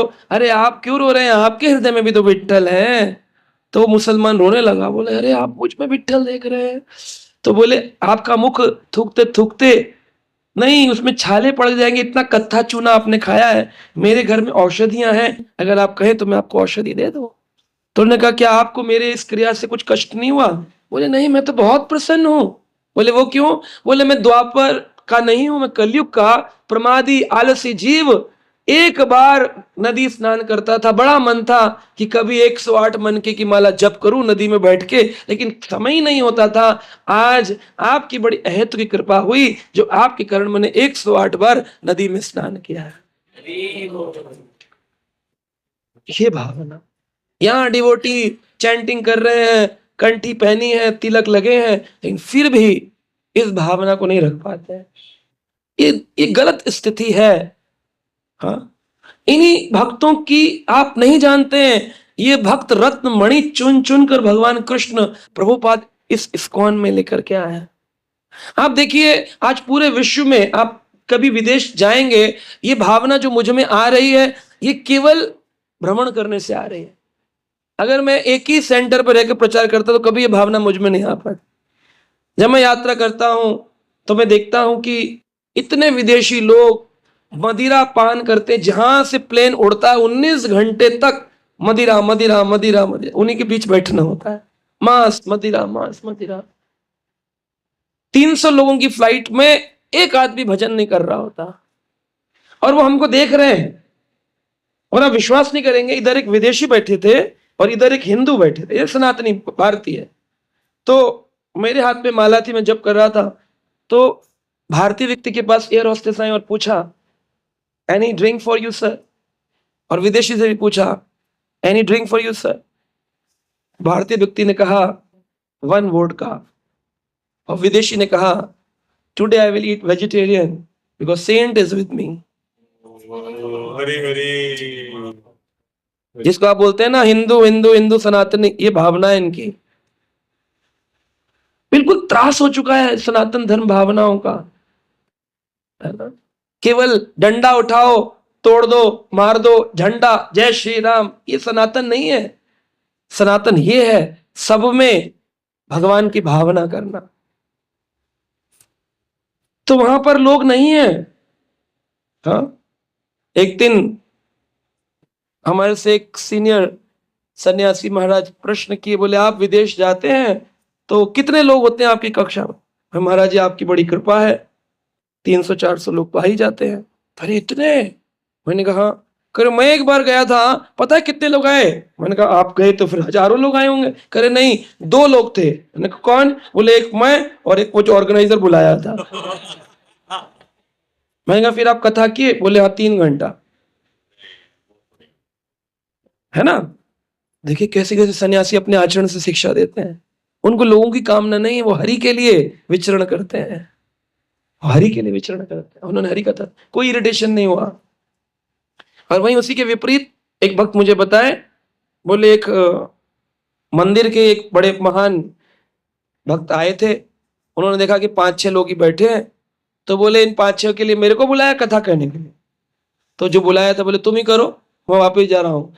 वो सप्ताह का पोस्टर लगा था, उसके बाद भी वो दूसरे दिन अपना ट्रेन लेकर चले गए, प्लेन लेकर, जो भी गए होंगे। और वो व्यक्ति जिसने बुलाया था उसी ने फिर 6 दिन कथा किया। वो बता रहे थे, बोले बताइए, और 6 आदमी देख करके चले गए, वेट नहीं किया कि 2-3 दिन में बढ़ जाएंगी संख्या।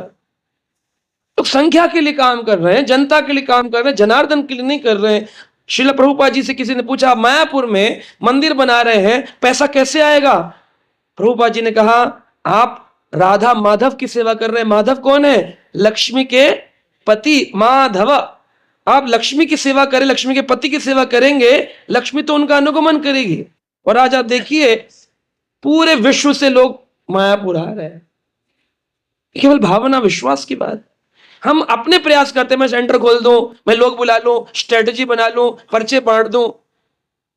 आप केवल भक्त हो जाइए, पूरी दुनिया आपके पीछे चलेगी, पूरी दुनिया।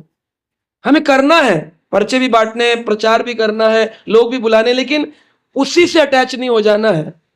और उस अटैचमेंट में कहीं द्वेष की भावना तो नहीं आ गई कि भाई ये कैसे ज्यादा बोल गया मेरा, मैं कैसे कम बोल गया। क्योंकि भक्त जब साथ में सेवा करते हैं, 2 माता जी प्रसाद बना के आई, एक ने रोटी बनाई, एक ने सब्जी बनाई।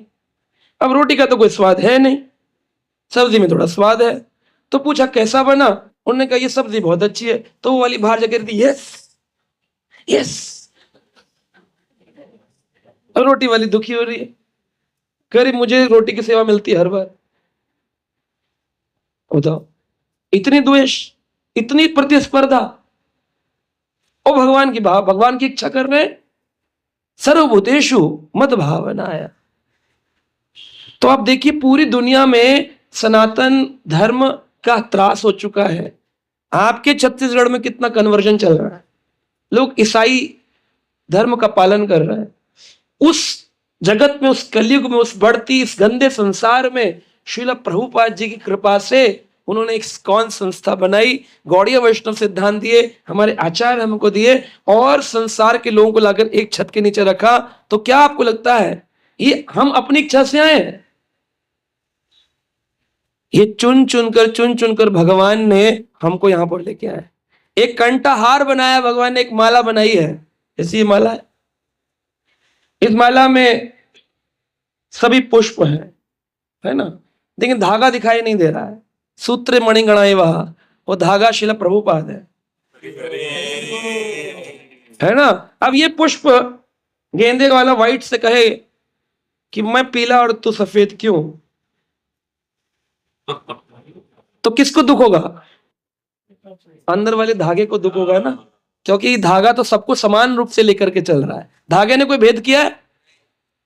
लेकिन ये आपस में भेद कर रहे हैं। लेकिन अगर अब देखिए जरा ध्यान से सुनिएगा, मेरा जो प्रिंसिपल मैं समझाना चाह रहा हूं। अगर ये पुष्प इस धागे को छोड़कर ऐसे हो जाए तो ये माला का हिस्सा नहीं रहा। माला का हिस्सा नहीं रहा, ये अलग हो गया। अब इसका कोई उपयोग है क्या? ये भगवान के गले में जा सकता है? अगर भगवान के गले में जाना तो क्या करना होगा? यहीं रहे तो अब ये पूरी माला भगवान के जब गले में जाएगी तो भगवान क्या भेद करेंगे कि गेंदा कौन और व्हाइट कौन और गुलाब कौन? अब इसमें कोई हो सकता है बहुत अच्छा प्रचारक हो सकता है कि बहुत अच्छा सफेद कीर्तनिया हो सकता है कि बहुत नॉर्मल डिवोटी हो, लेकिन सब ही प्रभुपाद जी के धागे के अंदर एक माला है जो हम सबको मिलकर श्री कृष्ण को पहनानी है। हरि हरि बोल। ये भावना यहां पर श्रील प्रभुपाद जी व्याख्यान कर रहे हैं इस श्लोक के अंदर। सत्वेन का अर्थ है निर्मल बुद्धि। बुद्धि निर्मल हो जाए तो कृष्ण भक्ति में स्थिर रहना आसान होता है। बुद्धि में जब द्वंद्व होते हैं, द्वंद्व मोह निर्मुक्तम भजते माम दृढ़वताम, डिटर्मिनेशन भजन में तभी आएगा। माला में मन नहीं लग रहा, माला नहीं हो रही, क्यों? मन में तो अनेक बातें चल। जिस दिन आप किसी के प्रति गलत भावना रखेंगे, अगले दिन आपकी माला में उसी व्यक्ति का चेहरा आएगा, कृष्ण का नहीं आएगा।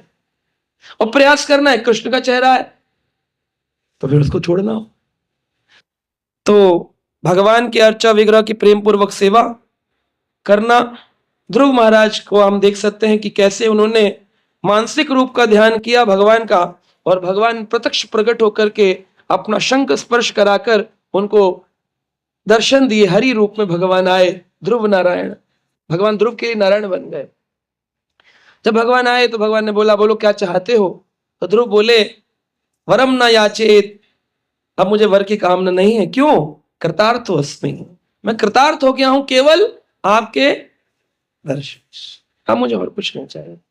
जिस व्यक्ति को जगन्नाथ दर्शन मिल रहा है, प्रसाद मिल रहा है, कीर्तन मिल रहा है, कथा मिल रही है, उसको और किसी बात की सोचने की कोई जरूरत है? हम छोटी छोटी किसी एक वस्तु पर द्वंद्व कर लेंगे तो फिर दृढ़ व्रत नहीं हो पाएंगे।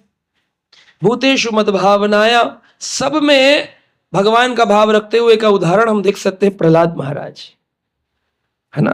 आर्चा विग्रह की सेवा में कौन उदाहरण हो गए? ध्रुव महाराज।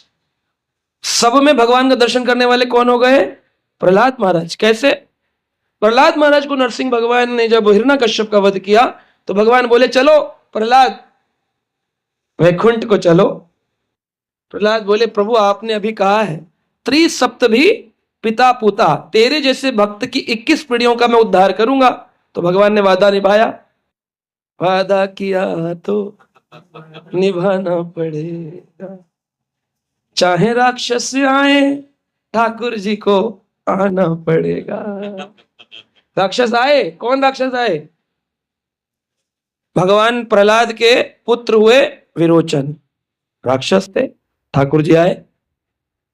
विरोचन के पुत्र हुए बलि, भगवान आए। बलि के पुत्र हुए बाणासुर, भगवान आए।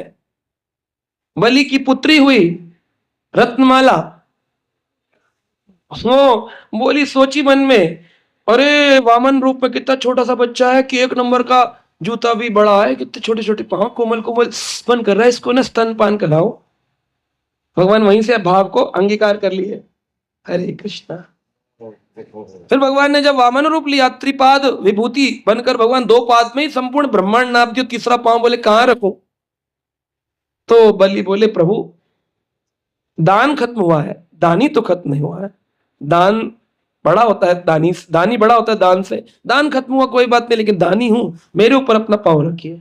भगवान चरण पाद स्पर्श किए तो ठाकुर जी के चरणों के समस्त चिन्हों को बलि ने अपने ऊपर आते हुए देखा, और उस चिन्ह में सुदर्शन चक्र, अंकुश, शंख आदि मुद्राओं को देखा, और लगा कि आज इस राक्षस कुल में जो मैं आया, मेरा जीवन सफल हो गया। ठाकुर जी का पाद स्पर्श हुआ। तब उस काल में जब भगवान रूप लेकर के बलि के ऊपर पाद दबा रहे थे तो उनकी पुत्री बोली, रत्नमाला है, इतना मेरे पिताजी को छल लिया, मन करता है इसका जहर पिला के मार दो। भगवान उसको भी अंगीकार कर लिए।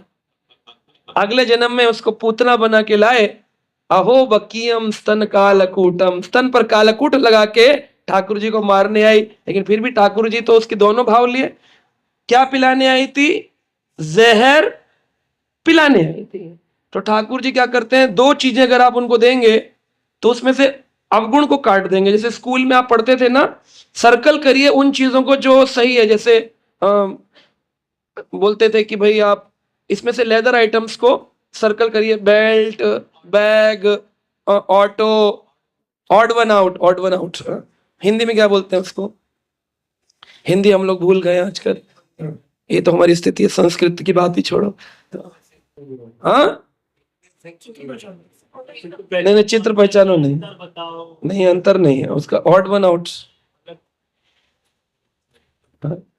हाँ, तो ये तो आप लोग बना रहे हो लेकिन है नहीं है, उसका कुछ एक नाम है। हाँ, मुझे अभी याद नहीं आ रहा। हम लोग तो जो भी है, ऑड वन आउट निकाला जाता है कि नहीं? तो भगवान सर्कल किसको करते हैं? आपके सेवा भाव को। आपने जितना भी आपके अवगुण है, हरि जी मेरे अवगुण चित न धरो। हरि मेरे अवगुणों को ना देखो, तो हरि देखते नहीं है। जब आप में अवगुण होंगे ना, तो हरि रंगनाथ स्वामी बनकर आंखें बंद कर लेते हैं, देखते ही नहीं है। और जब आप कुछ अच्छा काम करते हो, तो भगवान जगन्नाथ बनकर के, भगवान अपलक नयन से, बिना पलकों की अपलक नयन से फाड़ फाड़ कर देखते, वाह मेरे पुत्र क्या काम किया है। तो भगवान को आना पड़ा। अब प्रहलाद को ऐसे जिसमें भगवान मिल गए, वो प्रहलाद पूछे भगवान चलो प्रहलाद वैकुंठा। बोले नहीं प्रभु, आपने त्रिसप्तमी पिता पुता बोला है, 21 पीढ़ियां तरेंगी मेरी, तो मुझे इस कुल का उद्धार करना है। जब तक स्कूल में आने वाले एक एक असुर को आपका प्रेमी भक्त ना बना दूं, तब तक मैं इस संसार से जाऊं। जब वो पाठशाला में थे प्रहलाद, तो नरसिंह पुराण में लिखा है, उन्होंने अपने जीवन काल में 72,000 असुर पुत्रों को भगवान कृष्ण का भक्त बना दिया था। 72,000 डिवोटीज। कितना बड़ा कांग्रेगेशन क्रिएट किए अकेले 5 साल के प्रहलाद। ओम नमो भगवते वासुदेवाय, इस मंत्र की घोषणा करवाते थे सबसे।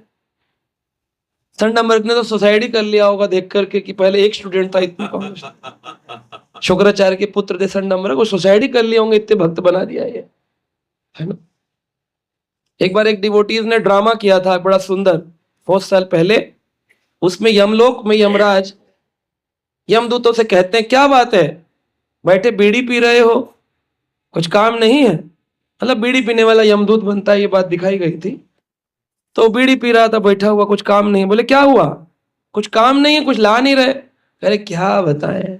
कह रहे क्यों, कलयुग में क्या पापी खत्म हो गए? कह रहे नहीं, पापी तो बहुत है, पर एक स्वामी है, उसका नाम है भक्ति वेदांत स्वामी। वो अपनी पुस्तकें और अपना नाम जो बांट रहा है ना, तो अपना डिपार्टमेंट खा लिया। आजकल आपको बीड़ी पीकर टाइम पास करना पड़ रहा है, कोई आदमी आ ही नहीं रहा।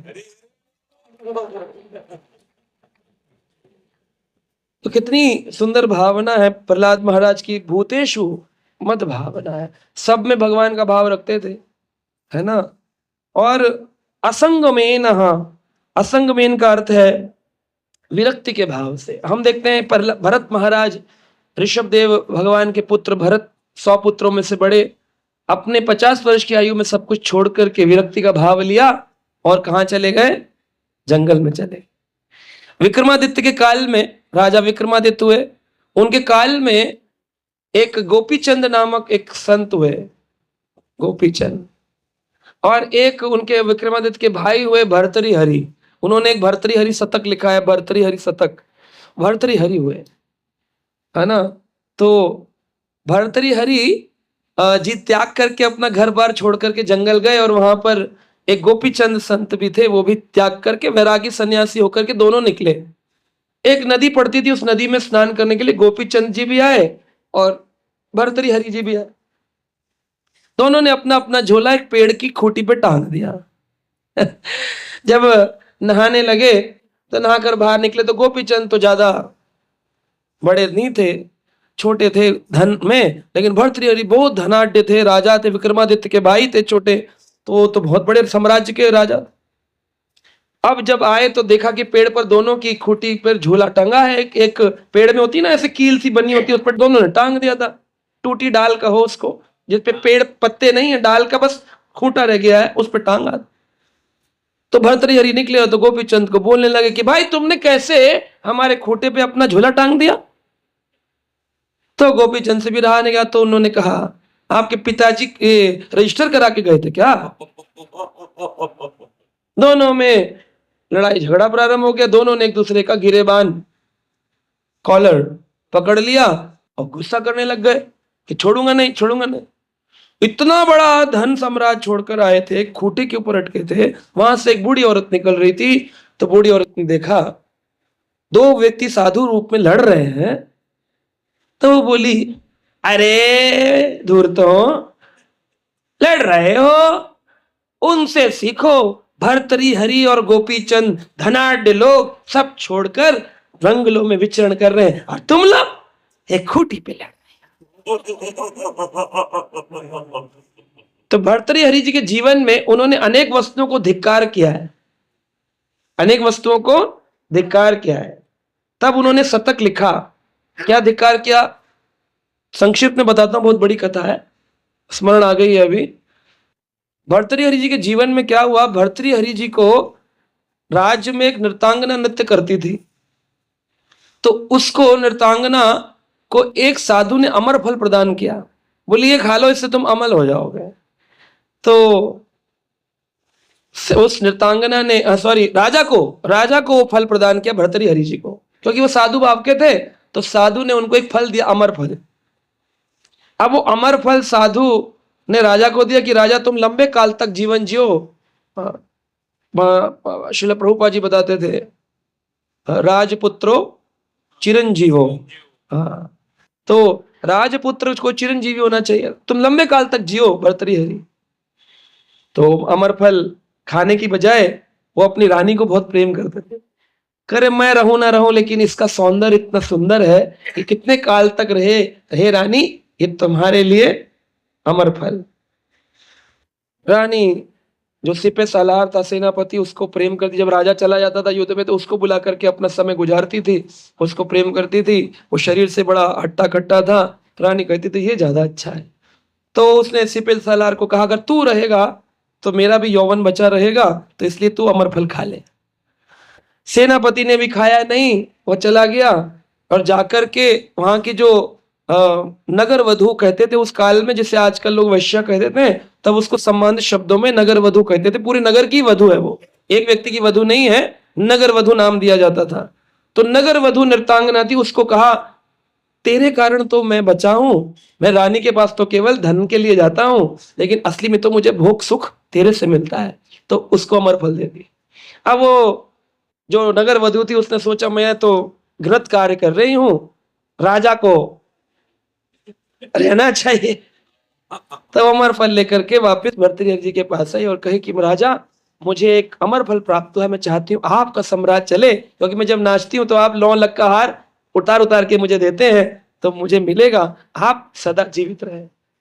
अमर फल तो ले लिया, लेकिन वो रानी के पास गए और बोले, रानी ये अमर फल मैंने तुमको दिया था, ये उस नगर वधू तक कैसे पहुंचा?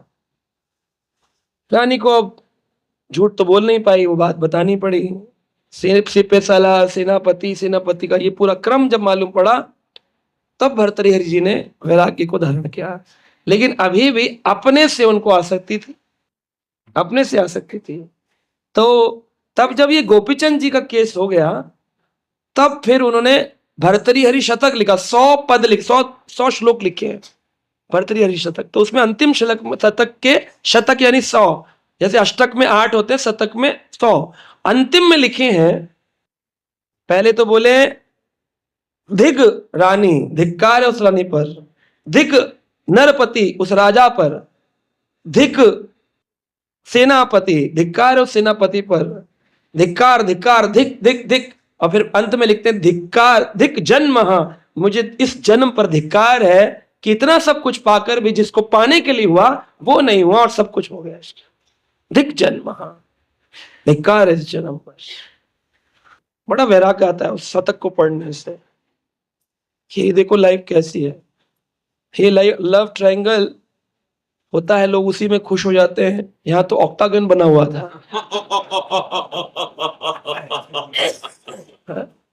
तो आपको भी नहीं पता, हो सकता है कि मेरी प्रीति तुझ में, तेरी प्रीति किस में, लेकिन सबकी प्रीति अगर श्री कृष्ण में हो तो भी फिर वो परिवार, वो समाज सकुशल होता है। तो अंतिम इस श्रील विष्णु चक्र ठाकुर अंतिम बात बताएं इसमें कि अगर कोई व्यक्ति भगवान श्री कृष्ण को अवश्य स्वीकार करना चाहता है, प्रभुपाद जी लिखे हैं, सफलता के लिए आवश्यक है कि वह साधु संग में रहे। साधु, तो श्रील रूप गोस्वामी कहते कैसा साधु संग? सुस्निग्ध महतर सजातीय साधु संग।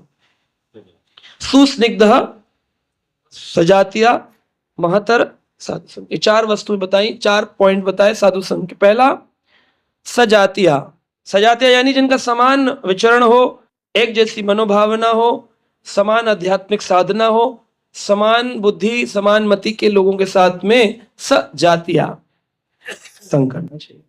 दूसरा स्निग्ध, स्निग्ध का अर्थ होता है चिकना, जैसे भगवान के केश हैं, बोले स्निग्ध केश। हृदय में जिसके प्रेम हो, स्निग्ध हो, स्निग्ध जिसके हृदय में प्रेम हो, आत्मीयता हो और द्वेष रहित हो। द्वेष, वो उसका स्निग्ध है। तो भगवान को एक नाम है भगवान कृष्ण का, माखन चोर। ये भगवान का नाम है पत्थर चोर। अगर हृदय पत्थर जैसा होगा ना, hard, no emotions for anyone, तो वो होगा पत्थर हृदय। और अगर होगा भावनाएं सबके लिए, तो क्या होगा? मक्खन जैसा। तो भगवान किसको चुराते हैं? श्री राधिकाए हृदय से चौरम चौराग्रगण्यम पुरुषम नमामि। भगवान तभी हृदय चुराते हैं जब राधा रानी की तरह महाभाव ठकुरानी श्रीमती राधा सबके लिए प्रेम हो। एक किटपिट न जाने हम लोगों के मन से कब बंद, आप लोग में तो नहीं होगी, हमारा मन तो हमेशा ही किटपिट में रहता है। ये किटपिट कब बंद होगी हमारे मन की, हमारे हृदय की? कब ठाकुर जी चुराएंगे इसको? अनेक जन्म जित पाप चौरम चौराग्रगण्यम पुरुषम। अनेक जन्मों में जो अर्जित पाप है, ठाकुर जी उसको भी चुराने के लिए तैयार हो जाएंगे, उसको भी चुरा लेंगे। सर्वधर्मान परित्याज्य माम एकम शरणम व्रज अहम त्वम। सर्व शब्द का अर्थ पता है? इस जन्म के जब से बाहिर्मुख हुई आत्मा, जो भी किए होंगे तुमने, मुसलमान बन गए, क्रिश्चियन बन गए, पशु बन गए, जो कुछ किए होंगे, सर्व मोक्षयिष्यामि। एक बार मैं सबको डिलीट कर दूंगा, control all delete, file close, एक बार में। लेकिन एक कैसे?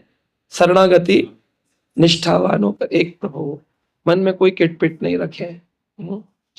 स्निग्ध, महतर, महतर शब्द का अर्थ है अनुभवी व्यक्ति का संग करे। ज्ञानी और आध्यात्मिक शास्त्रवेता व्यक्ति को महतर, महान। तो पहला क्या हो गया? सजातीय, अपने समाज में। फिर स्निग्ध, जिसके हृदय द्वेष रहित हो। तीसरा महतर, जो अनुभवी शास्त्रों में हो। ऐसे साधु का, सिद्ध पुरुष का संग करने से हमारे हृदय में भी वैसी भावना आए। इसीलिए हम यहाँ पर हिज ग्रेस जुगल किशोर प्रभु जी का संग करने आए हैं बिलासपुर में, जिनका हृदय बिल्कुल ऐसा ही साधु है जैसा वर्णन है। हिज ग्रेस महात्मा प्रिय प्रभु, जिनके चेहरे से ही वैराग्य और सत्वगुण टपकता है। हमारे पास वो पात्र नहीं प्रभु जिसमें भरे आपका जैसा भाव हमारे। हाँ, शेष सेवा प्रभु तब से लगे, जितने समय से आ रहा हूं, हमेशा पसीने में भाग दौड़, सेवा प्रसाद, हमेशा जब भी बैठते, मैं हर बार सोचता हूँ जब आता हूँ अगली बार बोलूंगा आगे बैठो, लेकिन वो पीछे ही बैठते हैं हमेशा गेट के पास। है, ये वैराग्य भावना है। वैराग्य भावना निज भक्ति योगम, भक्ति योग ही यही है, वैराग्य भावना। तो मैं आशा करता हूं मैंने शायद कुछ प्रेरणा इस भागवत से आपको दी होगी। अगर कोई त्रुटि हो तो ये सब महान भक्त यहाँ बैठे हैं, ये मुझे क्षमा करेंगे, इसी मेरी मनोभावना है। हरे कृष्णा। श्री जगन्नाथ बलदेव सुभद्रा महारानी की, पंच तत्व गौर निताय की, पतित पावन शिला प्रभुपाद की। हरे कृष्ण। तो मैं इस जुगल किशोर प्रभु जी से विनम्र निवेदन करूंगा वो इस पर कुछ अपने व्याख्यान करें। बहुत उन्नत भक्त हैं, उनके सामने बोलना हमें थोड़ा, प्रभु जी को माइक दिया जाए ये वाला। एक आचार्य तो प्रार्थना करते हैं कि जब कब ये जो मेरा हृदय है, ये जो अभी इतना कठोर है, ये पिघलेगा आज भी। पशु पक्षी झुरे पाषाण विधरे, सुनी जार गुणा गाथा। तुम इतने भाग्यवान है, इतने भाग्यवान है कि इस भगवान श्री कृष्ण आए चले गए, और इसके बाद जो है कलियुग में गौरांग महाप्रभु और साथ में नित्यानंद प्रभु आते हैं, और गौरांग नित्यानंद प्रभु के जो कथा हम सुनते हैं वो भी हमारे आचार्य के माध्यम से, तो लगता है कि एक्चुअली क्या हमारा हृदय पिघलना चाहिए, लेकिन ऐसे कोई पिघलने वाला व्यक्ति होना चाहिए। प्रशांत मुकुंद प्रभु की, है ना। हरे कृष्णा। तो इसका हम लोग इस प्रभुपाद जी के संस्था में जुड़े हुए हैं, बाय चांस जुड़े नहीं है, किसी ना किसी आचार्य, किसी ना किसी भक्त के कृपा से हम लोग यहाँ पे इकट्ठे हुए हैं। तो इसलिए हम भक्तों के प्रति इतना आदर करना चाहिए कि पता नहीं है, जैसे एक कथा में मैंने सुना था, दो भक्त हमेशा लड़ते थे, तो लेकिन वो पहुंच गए, कृष्ण भगवत धाम में पहुंच गए। जो पहला पहुंचा तो वो तो खुश हो गया, तो उसको लगा कि शायद मेरे स्वीकृति से मैं पहुंच गया, मेरे भक्ति भगवान प्रसन्न है। तो कुछ समय के बाद मुड़ के देखा तो कि जो व्यक्ति के साथ उसका लड़ाई हो रहा था वो व्यक्ति भी पहुंचा है। तो उसको पूछ रहा है कि आप कैसे आ गए, तो वो पूछ रहा है कि आप कैसे आ गए। तो कहने का तात्पर्य यह है कि हमको पता नहीं एक्चुअली कि कौन सी भक्त किसी भाव में कैसे हमारे साथ जुड़े हुए हैं। तो ये सारे भगवान की कृपा है, विशेष करके श्रील प्रभुपाद जी की कृपा है, आचार्य की कृपा है। और इस बात को हम कब मैसेज करेंगे, जब हम भक्तों के संग में चले, भक्तों के संग से अलग हो जाएंगे। इसका प्रमाण ये है कि हम भक्तों को जितना अनादर करते हैं, धीरे धीरे धीरे धीरे क्या होते हैं, हम भक्त संग से अलग हो जाते हैं। देखते हैं ना कि हम अभी भी देखते हैं कि जो 15 साल पहले थे, 20 साल पहले थे, वो नहीं रह रहे। तो इसका कारण ये है कि जैसे गुरु महाराज हमेशा किसी, और ये हमारा स्वभाव बन गया, हम किसी साधु के पास जाते हैं, वही पूछते क्या प्रॉब्लम है, ये पूछते हैं। कभी जाके साधु के पास नहीं पूछते कि मैंने जब कैसा अच्छा गया, मैं शास्त्र कैसे अध्ययन करूं, इसको कैसे मैं समझूं। आज तो किसने, मैं भी कभी नहीं पूछा। जब भी हम गुरु महाराज के पास जाते थे, किसी न किसी शिकायत लेके जाते थे, इसके बारे में, इसके बारे में। तो महाराज हमेशा ये कहते हैं कि मुझे पता है। और फिर हम, महाराज हमेशा बताते हैं कि आप अगर साथ में रह के सेवा करेंगे तो आपका फायदा होगा, लेकिन आप अगर अलग हो जाएंगे तो आपका नुकसान होगा, है कि नहीं। आप अगर अलग हो जाएंगे, सेवा से निकल जाएंगे, ज्यादा बोलते कि नहीं सेवा नहीं कर पाऊंगा, तो अपने घर में मैं करूंगा। घर में क्या सब कुछ आज ऑनलाइन में मिलता है, भक्तों के संग में आके क्यों। तो महाराज हमेशा कहते थे कि आपका नुकसान होगा। किसका नुकसान होगा? आप ही का ही होगा। तो इसलिए हमारे लिए सबसे बड़ा है, और ये तो महाप्रभु का ये है, अब भगवान तो बता दिया पहले से, पदम पदम यप्यति। ऐसा हमको कभी नहीं सोचना चाहिए कि मैं भक्ति कर रहा हूं मतलब क्या, भगवान ऐसे ठिकाने लिख रखे कि आपके परेशान को मैं दूर करूंगा, ये कभी नहीं होती है। और हम जितने आगे बढ़ना चाहेंगे और देखेंगे उस भक्ति के जीवन में उतना ही परेशान आएगा, उतना ही परेशान आएगा। तो इसका प्रमाण ये है कि हम भक्ति मार्ग में है, आगे बढ़ रहे हैं। बढ़ रहे तभी तब समस्या आ रहा है। आप जितने आगे बढ़ाएंगे, जितने आगे कक्षा में पढ़ेंगे, तो आपको जो है परीक्षा उतना कष्ट होगा। लेकिन इसका गारंटी है कि एक्चुअली कि इस परीक्षा को हम पास कर लेंगे, उसे निकलेंगे, वो भी भक्त की कृपा से। तो इसलिए मतलब कभी कभी हम, जैसे हम देखते हैं कि जिस भक्त को ज्यादा अधिक ट्रेनिंग दिया जाता है या प्रेरणा मिलता है, तो उससे ज्यादा एक्सपेक्टेशन में होता है ना, इससे ज्यादा एक्सपेक्टेशन होता है। तो इसलिए अगर हम आप सोचते हैं कि एक्चुअली कि मैं बहुत ही वरिष्ठ हूँ, मैं बहुत ये हूँ, तो लोग भी हमसे एक्चुअली क्या कि इतना एक्सपेक्ट करेंगे कि आपको उस प्रकार से मतलब मार्क होना चाहिए, टू द मार्क होना चाहिए।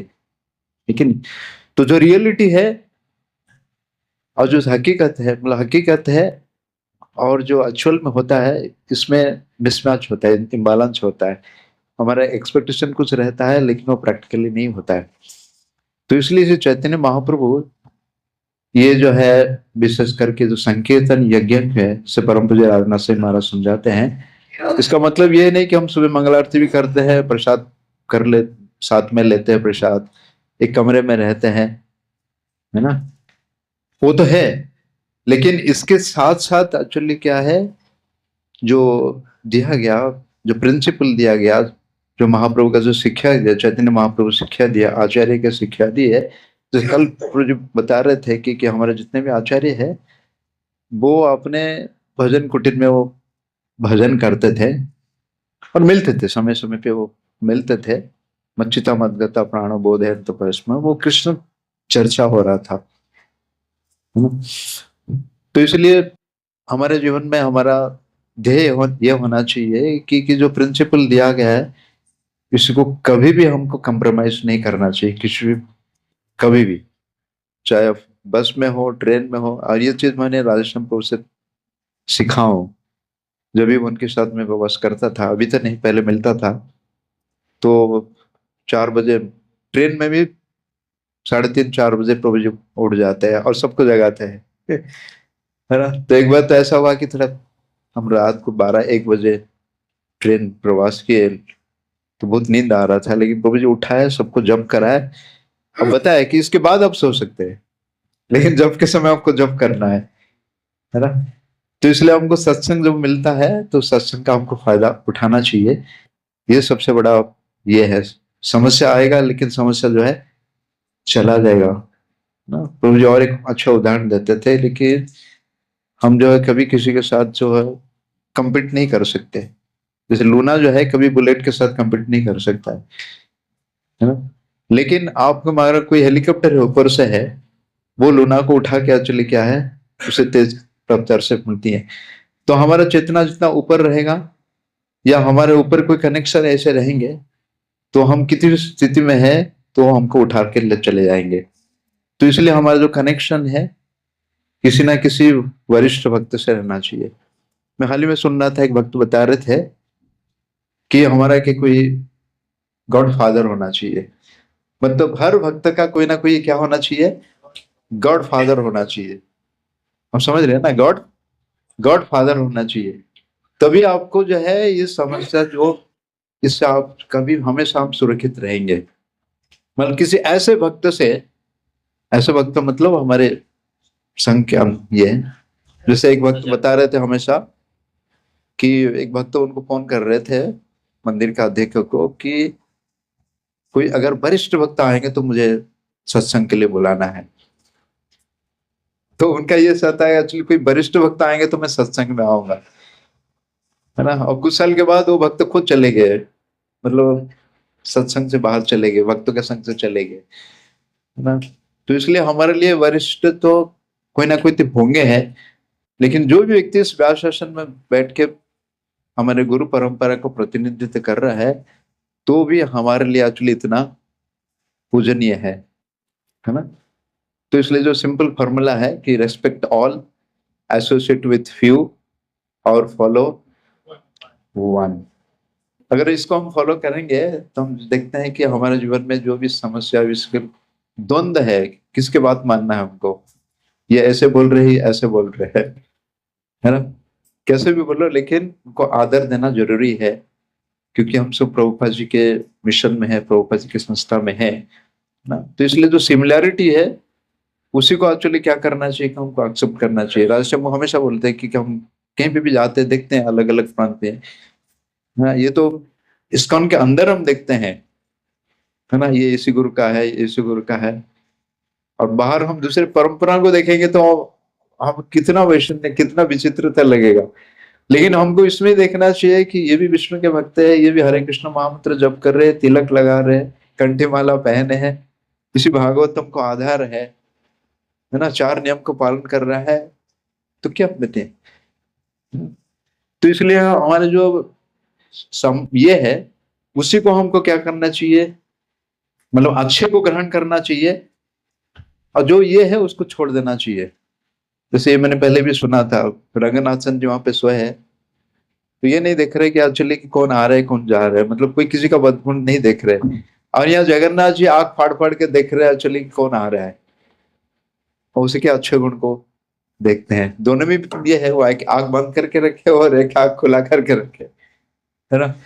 तो ये इतने ये है, और जितने हम आगे बढ़ते हैं, जितने आगे प्रचार करते हैं, देखते हैं कि अलग अलग अलग हाँ, इतने वैरायटी है, इतना वैरायटी है।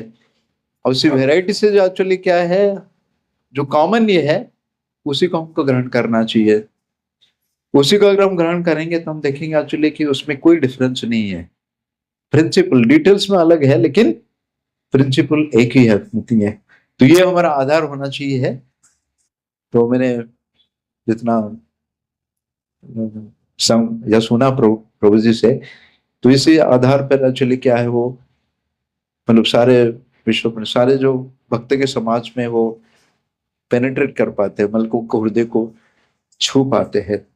हरे कृष्णा। श्री प्रभुपाद की कृष्ण भक्त प्रभु बोलने का मैं जी। चेष्टा कर रहा हूँ, जिससे हम देख सकते हैं कि प्रभुपाद का जीवन में 70 साल में लोग तो सीढ़ी भी नहीं चढ़ सकते, प्रभुपाद जी ने सबको सीढ़ी चढ़ से भगवत धाम भेज दिए। तो जो चीज असंभव है वो संभव करके दिखा दी है। और प्रभुपाद के जीवन में देख सकते हैं कि अंतिम समय में ही मैंने कहा कि if you want to show your love to me, you can show by cooperation, right. जो कल प्रभु जी बोल रहे थे कि happy families more families, happy devotees more devotees. तब हम आर्य संगम, जब हम भक्तों का संग में रहेंगे नो, लोग उत्साह आता है, राइट। और व्हेन वी नो कि जैसे इवन देव देवता लोग भी इच्छा करते हैं कि मुझे मनुष्य जीवन मिलना है, भारत में जन्म लेना है, हमको दोनों मिला है, बट फिर भी काली दिमाग शैतान का घर, मन बोलता है कि मेरा मर्जी। उस मन को हम भगवान के चरण में लगाएंगे तो चमत्कार से लोग हमको नमस्कार कर सकते हैं। और इसका एग्जाम्पल है प्रभुपाद जी। जब प्रभुपाद जी के विदेश में, उनको पता नहीं कि आगे go right side left side, but उनका श्रद्धा था क्या, भगवान का नाम के ऊपर और गुरु का आदेश के ऊपर। तो even we also can follow the same principle, तो 100% जो असंभव है वो संभव हो सकता है। और इसलिए यहाँ का एक टैग लाइन भी है, आनंद का कुटीर, एग्जैक्टली राइट। तो जैसे I give small example, 2 university है जिसमें आपको पूरा सुविधा है, बढ़िया हॉस्टल है, बढ़िया बगीचा है, खाने के लिए सब कुछ मिलता है, but there is no graduation.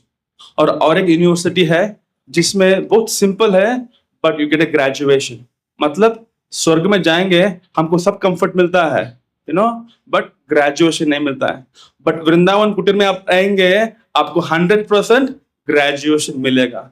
तो इसलिए we thank everybody, you know, आप लोग इतने सुंदर से भक्ति कर रहे हैं। And I thank Jugal Kishore प्रभु जिन्हें मुझे हमेशा प्रेरणा देते हैं, you know. And I also thank Prashant Mukund Prabhu. बोलिए छत्तीसगढ़िया हरि बोल, शिला प्रभुपाद की जय। Anybody else? So I request Shisha Seva Prabhu, please come. विकास प्रभु नहीं है, oh हरि बोल। तो शिशा सेवा प्रभु, देन गिरिराज प्राण प्रभु, देन बड़ी माता जी, वी हैव किरण माता जी, और एक will have one question from Mata ji and Prabhu ji side also, okay. क्योंकि इतने भक्त बिलासपुर से भी आए हैं, माता जी लोग भी आए हैं, और मैं तो यही सोच रहा था कि हम ढंग से वेलकम भी नहीं कर पाए। हम लोग सोच ही रहे थे कि क्या करें, और विदाउट प्लानिंग ऐसा चल रहा था हमारा। तो हमारी गलतियों के लिए आप हमको क्षमा करें। और मैं तो अक्सर बोलता हूँ कि बच्चों का ये टेम्पल है, तो बच्चों से गलती होती है, तो आप लोग क्षमा करते हुए चलें और आशीर्वाद दें। और मैं प्रभु जी का बहुत बहुत धन्यवाद करना चाहूँगा, प्रभु जी का भी, कि बिलासपुर में इतने बिजी शेड्यूल के बाद भी वो हमारे यहाँ आए इस प्रेम में कि बच्चों को आशीर्वाद देने के लिए। स्पेशली माता जी का, जो हमेशा अपना आशीर्वाद हम पे बनाए रखती हैं। तो बहुत बहुत धन्यवाद आप सभी का, वैष्णव भक्तों का। और आप भरपूर अपना आशीर्वाद हमारे यहाँ के बच्चों को दीजिए। सारा श्रेय हम लोग ले लेते हैं, लेकिन आप देखेंगे कि सारा सेवा बच्चे ही करते हैं। तो मेरा बोलना तो उचित है ही नहीं। तो प्रभु जी बहुत बहुत धन्यवाद, आप आए, अपना आशीर्वाद दीजिए और आप लोग सब आते रहिए, आशीर्वाद देते रहिए। जैसे कि प्रभु जी ने बताया कि वैष्णव की संग से और कृपा से ही हम कुछ कर पाएंगे, तो आप लोग का आशीर्वाद हमेशा बनाए रखें। हरे कृष्ण। हरि बोल। गिरिराज गिरिराज प्राण प्रभु चले गए। शायद उनका हेल्थ इशू है, इसलिए वो नहीं कोई आए। क्वेश्चन है किसी का? फिर मेरे को जाना है। किसी का कोई प्रश्न है? माता जी उत्तम अधिकारी का लक्षण भक्ति साम्र सिंधु में बोलते हैं, तो यहाँ पे हमें विजुअलाइज करना है, क्योंकि उनको सर्वभूतेषु मतलब उस वर्ष में 11 घंटों में आता कि भगवान सबके हृदय में देखते हैं, वो स्थावर जंगम देखे ना देखे तार मूर्ति। देखिए क्या है कि उत्तम अधिकारी का लक्षण तो है कि वो सब में भगवान का दर्शन करते हैं, लेकिन उत्तम अधिकारी का ये लक्षण है कि वो अपने को सबसे नीचा सबसे नीचा मान आपना के श्रेष्ठ होइए माने अति दीन। कुछ श्रेष्ठ होने के बाद अपने आप को दीन महसूस करते, ये उत्तम अधिकारी का। अब भगवद गीता कहती है विद्या विनय संपन्ने ब्राह्मणे गविहस्तिने शुनि चाहे पिशपाक्य चा पंडिता नाम समदर्शन। समान रूप से दर्शन करना चाहिए। एक बार परम पूज्य भक्ति बृहत स्वामी महाराज मुझे मिले। मैं उज्जैन गया था कथा कहने और महाराज का भी कुछ सेमिनार चल रहा था, तो हम दोनों की मीटिंग हुई। तो महाराज जान रहे होंगे पहले थोड़ा बहुत, इतना तो मैं कोई पॉपुलर नहीं हूँ, लेकिन महाराज जान रहे थे। तो महाराज को मैंने प्रणाम किया, तो महाराज ने भी मुझे प्रणाम किया। तो मैंने बोला महाराज आप सन्यासी हैं, वरिष्ठ हैं, फिर भी आप मुझे प्रणाम कर रहे हैं।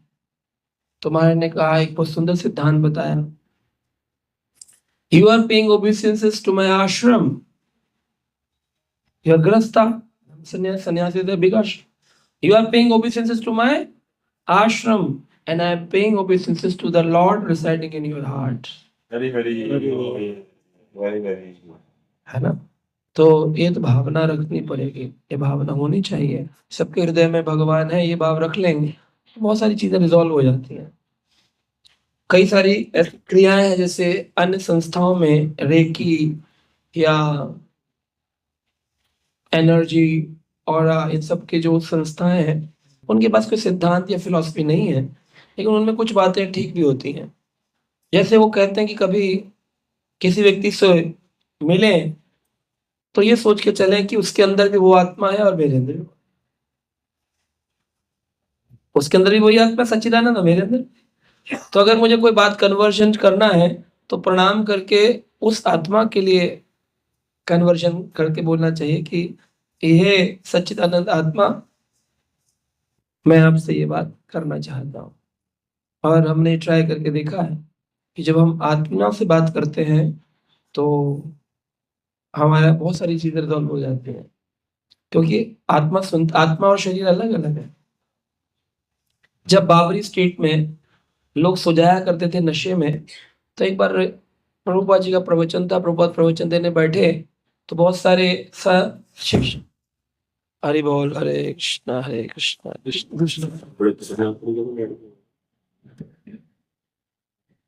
तो बहुत सारे शिष्य आए, शिष्यों ने कहा स्वामी जी ये लोग तो नशे में है, कथा कौन सुनेगा? स्वामी जी ने कहा कोई बात नहीं, तुम इनको रोड से उठा लाओ। तो बाबरी स्ट्रीट से रोड से 2 डिवोटीज मिलके सभी नशे में जो धुत पड़े थे उनको उठा उठा के सेंटर में लेटाए। पहला भागवत हुआ जहाँ लोग लेट की कथा सुन रहे थे। मतलब ये भी ऑप्शन है हमारे पास, आप लोग सो जाए तो आपको उठाया जा सकता है। जुगल किशोर प्रभु तो एक्सपर्ट है उठाने में, सोते सोते उठाया जाएगा, आपको लाके लेटाया जाएगा और कथा सुनाई जाएगी। व्यक्ति ने प्रश्न किया स्वामी जी आपने ये सब क्यों किया, ये लोग तो सुन नहीं रहे। तो प्रभुपाद जी ने उदाहरण दिया कि अभिमन्यु जब अपनी माँ की गर्भ में थे, तब उनके जो आत्मा रूप में जब वो अपनी माँ गए तब उन्होंने चक्रव्यूह का ज्ञान ले लिया था। तो हमारा जो श्रवण है, हमारी जो श्रवण क्रिया है, ये माँ की गर्भ में ही प्रारंभ हो जाती है। प्रहलाद ने भी अपनी माँ का गर्भ में ही भागवत का ज्ञान नारद जी से लिया था। तो सुनती एक्चुअली आत्मा है, क्योंकि हम तो हैं आत्मा ही ना, शरीर तो आवरण है। तो अगर शरीर सोया भी हो, मतलब गाड़ी ऑफ हो, लेकिन अंदर ड्राइवर जागृत हो, तो इंफॉर्मेशन शेयर हो सकता है। तो गाड़ी ऑफ हो और ड्राइवर जाग रहा हो, ठीक है। तो प्रभुपाद जी ने कहा ये लोग तो सोए हुए हैं, लेकिन इनकी आत्मा तो जाग रही है, और मुझे इनसे क्या लेना देना, मुझे तो इनकी आत्मा को जागृत करना, अवेकनिंग कृष्णा कॉन्शियसनेस। और वो देखते हैं कि बाद में वही सब लोग इतने बड़े बड़े सेवाओं को संभाले प्रभुपाद जी की। सो इसको कहते हैं कंपैशन, इसको कहते हैं दया का भाव, आत्मा रूप में देखना सबको।